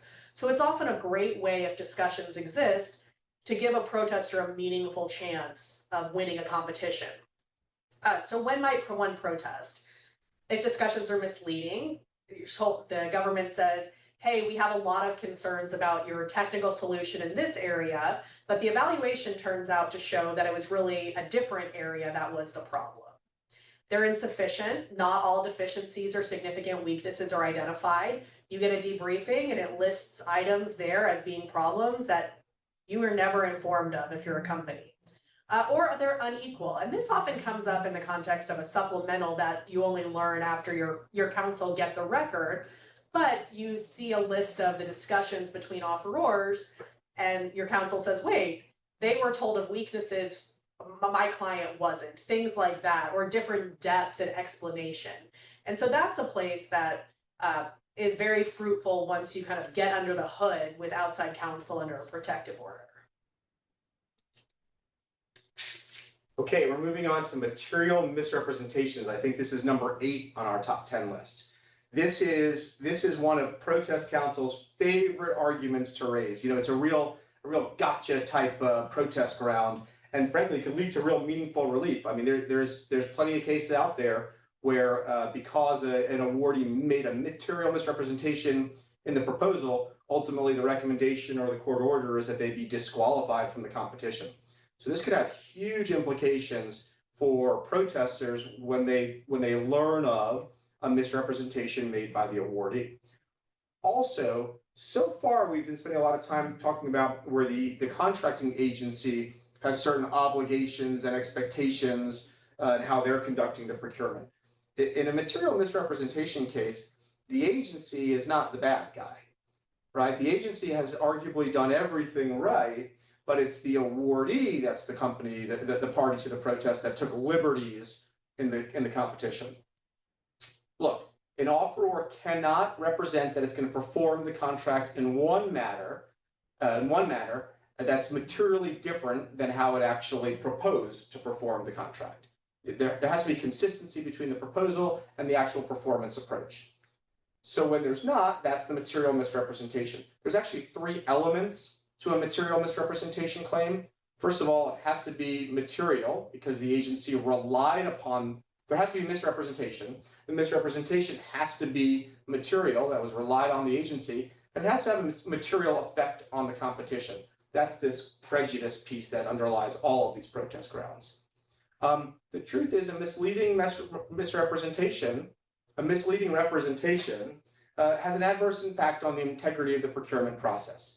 And so much, going back to those earlier slides, so much of what the bid protest process and the bid protest forums aim to do is to ensure integrity in the procurements. So material misrepresentation is one of these arguments that the protest forums really do scrutinize to ensure that nobody got away with taking liberties with a free pass here. So GAO, of course, they'll review the misrepresentation argument to see if it was material, and if it was, and if it had that material effect on the competition, that could lead to a sustained decision. We see these most frequently when you're talking about the availability of key personnel, right? And there's one point in time, it's a proposal submission, when the availability of a key personnel becomes just the company didn't know that they were no longer available to a material misrepresentation. If what an offeror puts in their proposal is not a valid representation of how they intend to perform, such as a certain key personnel for performance, that's a material misrepresentation. If, of course, after they submit the proposal, that key personnel becomes unavailable, that's not a material misrepresentation. Their proposal is accurate, but things have happened before award, but after the proposal was submitted, that may require them to actually advise the government. That's not this slide. And then the other area that we see this is where there's a corporate transaction, because that could have a material impact on the competition, on how the contract is actually performed. And so when a company goes through some sort of corporate transaction during a competition, there too, it should advise the government and make sure that the contracting agency takes that into account to the extent that performance will look different than how it's proposed in the submission.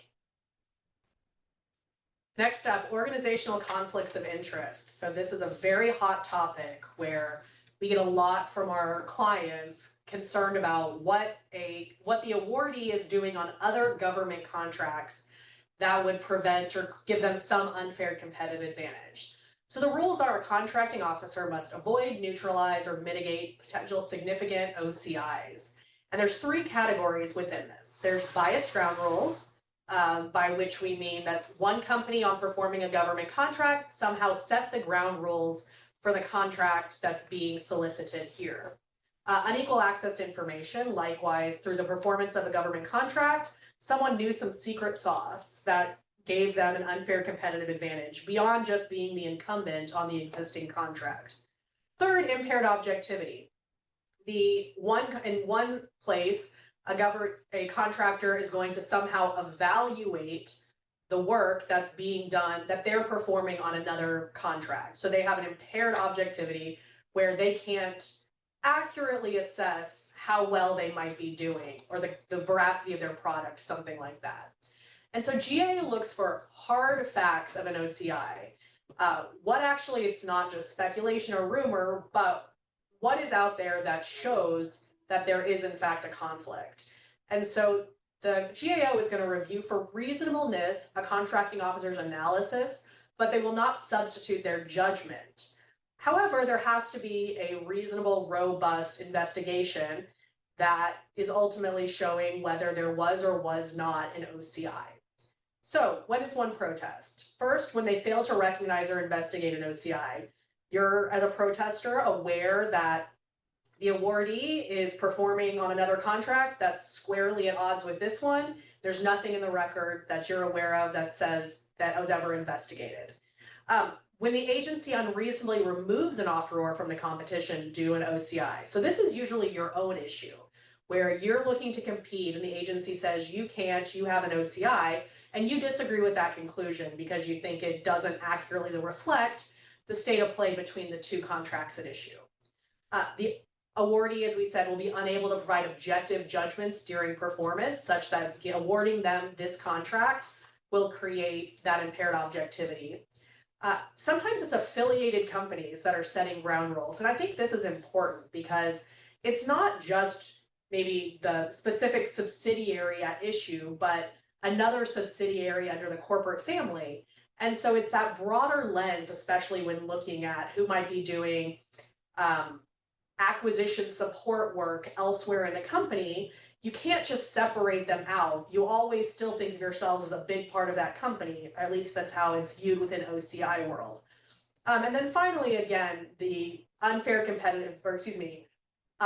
access to information, which is probably the most common type of OCI that's raised, where you're alleging that the awardee through some other contract has some advantage or unique insight that no other competitor had because they're not performing that specific government contract. These are very fruitful if they exist. They are very fact specific and they do require kind of putting forward, as it says, those hard facts. All right, and rounding out our top 10 list is best value determinations. So we talk a lot about agency discretion today. There's probably perhaps no greater discretion that an agency enjoys than making the selection decision. In fact, governments get to even make bad selection decisions where they make they spend a lot of money on things that maybe you and I might not think justifies the price premium, but they're allowed to make those calls. But there are still rules here, right? And so on this slide in particular, it's probably best to actually start with the bottom pieces of it. Because while an agency and a selection authority enjoys tremendous discretion in making those trade-offs and deciding whether a price premium is warranted, they still must actually adequately document and explain the basis for that trade-off decision. They can't rely only on adjectival ratings or point scores. There has to be a discussion of what are the features of the proposal that warrant the premium. They actually have to make the premium. They have to explain why they're actually willing, why the agency needs to spend more money for potentially higher technical performance. Another thing that's really important here that we see a lot of is where a government seems to sometimes conflate a best value trade-off with a best value low price technical acceptability, where their price becomes the premier factor that ultimately becomes dispositive for the selection decision, and the agency just decides that all proposals are equal, even if they're not. So that's where you're converting what should be a price technical trade-off to a low price, technically acceptable methodology. And then of course, the selection authority has to rely on accurate information. So their selection authority, they're allowed to rely on evaluation reports that are prepared by the evaluation teams and advisory councils. But what they can't do is rely on information that has been overtaken by events, that's obsolete. And sometimes you'll see that where a selection decision references weaknesses that have been remedied through the discussion process. So it's very important that decisions are made based on the most accurate and latest information in the competition. And so I think ultimately here, when you're considering a protest, what you're looking at is a few different things that are incredibly important. So as we've mentioned throughout, prejudice is essential. The so what? Why did this infirmity matter? How did it affect the competition? How would you have been, if you're the protester, won the award, but for whatever you're alleging? The second, the relief available. As Noah mentioned, everyone wants a contract, but that may not ultimately be what GAO is likely to do. And so it's looking at what are the available remedies. How are we going to ultimately get to that point, whether it's going back in time to discussions, to just a reevaluation. And then finally, and this is important to us as outside counsel, there's a lot of nuanced procedural considerations that go along with protesting. So there's protected information that like everyone wants to keep their own secret sauce safe. Well, the same for the opposite party. And so there's a protective order, there's timing considerations. There's a lot that goes into a protest that does make it such that it's important to be thinking about protests at the early end to make sure that you don't lose track of timing and you come in and you don't end up getting dismissed on a procedural issue.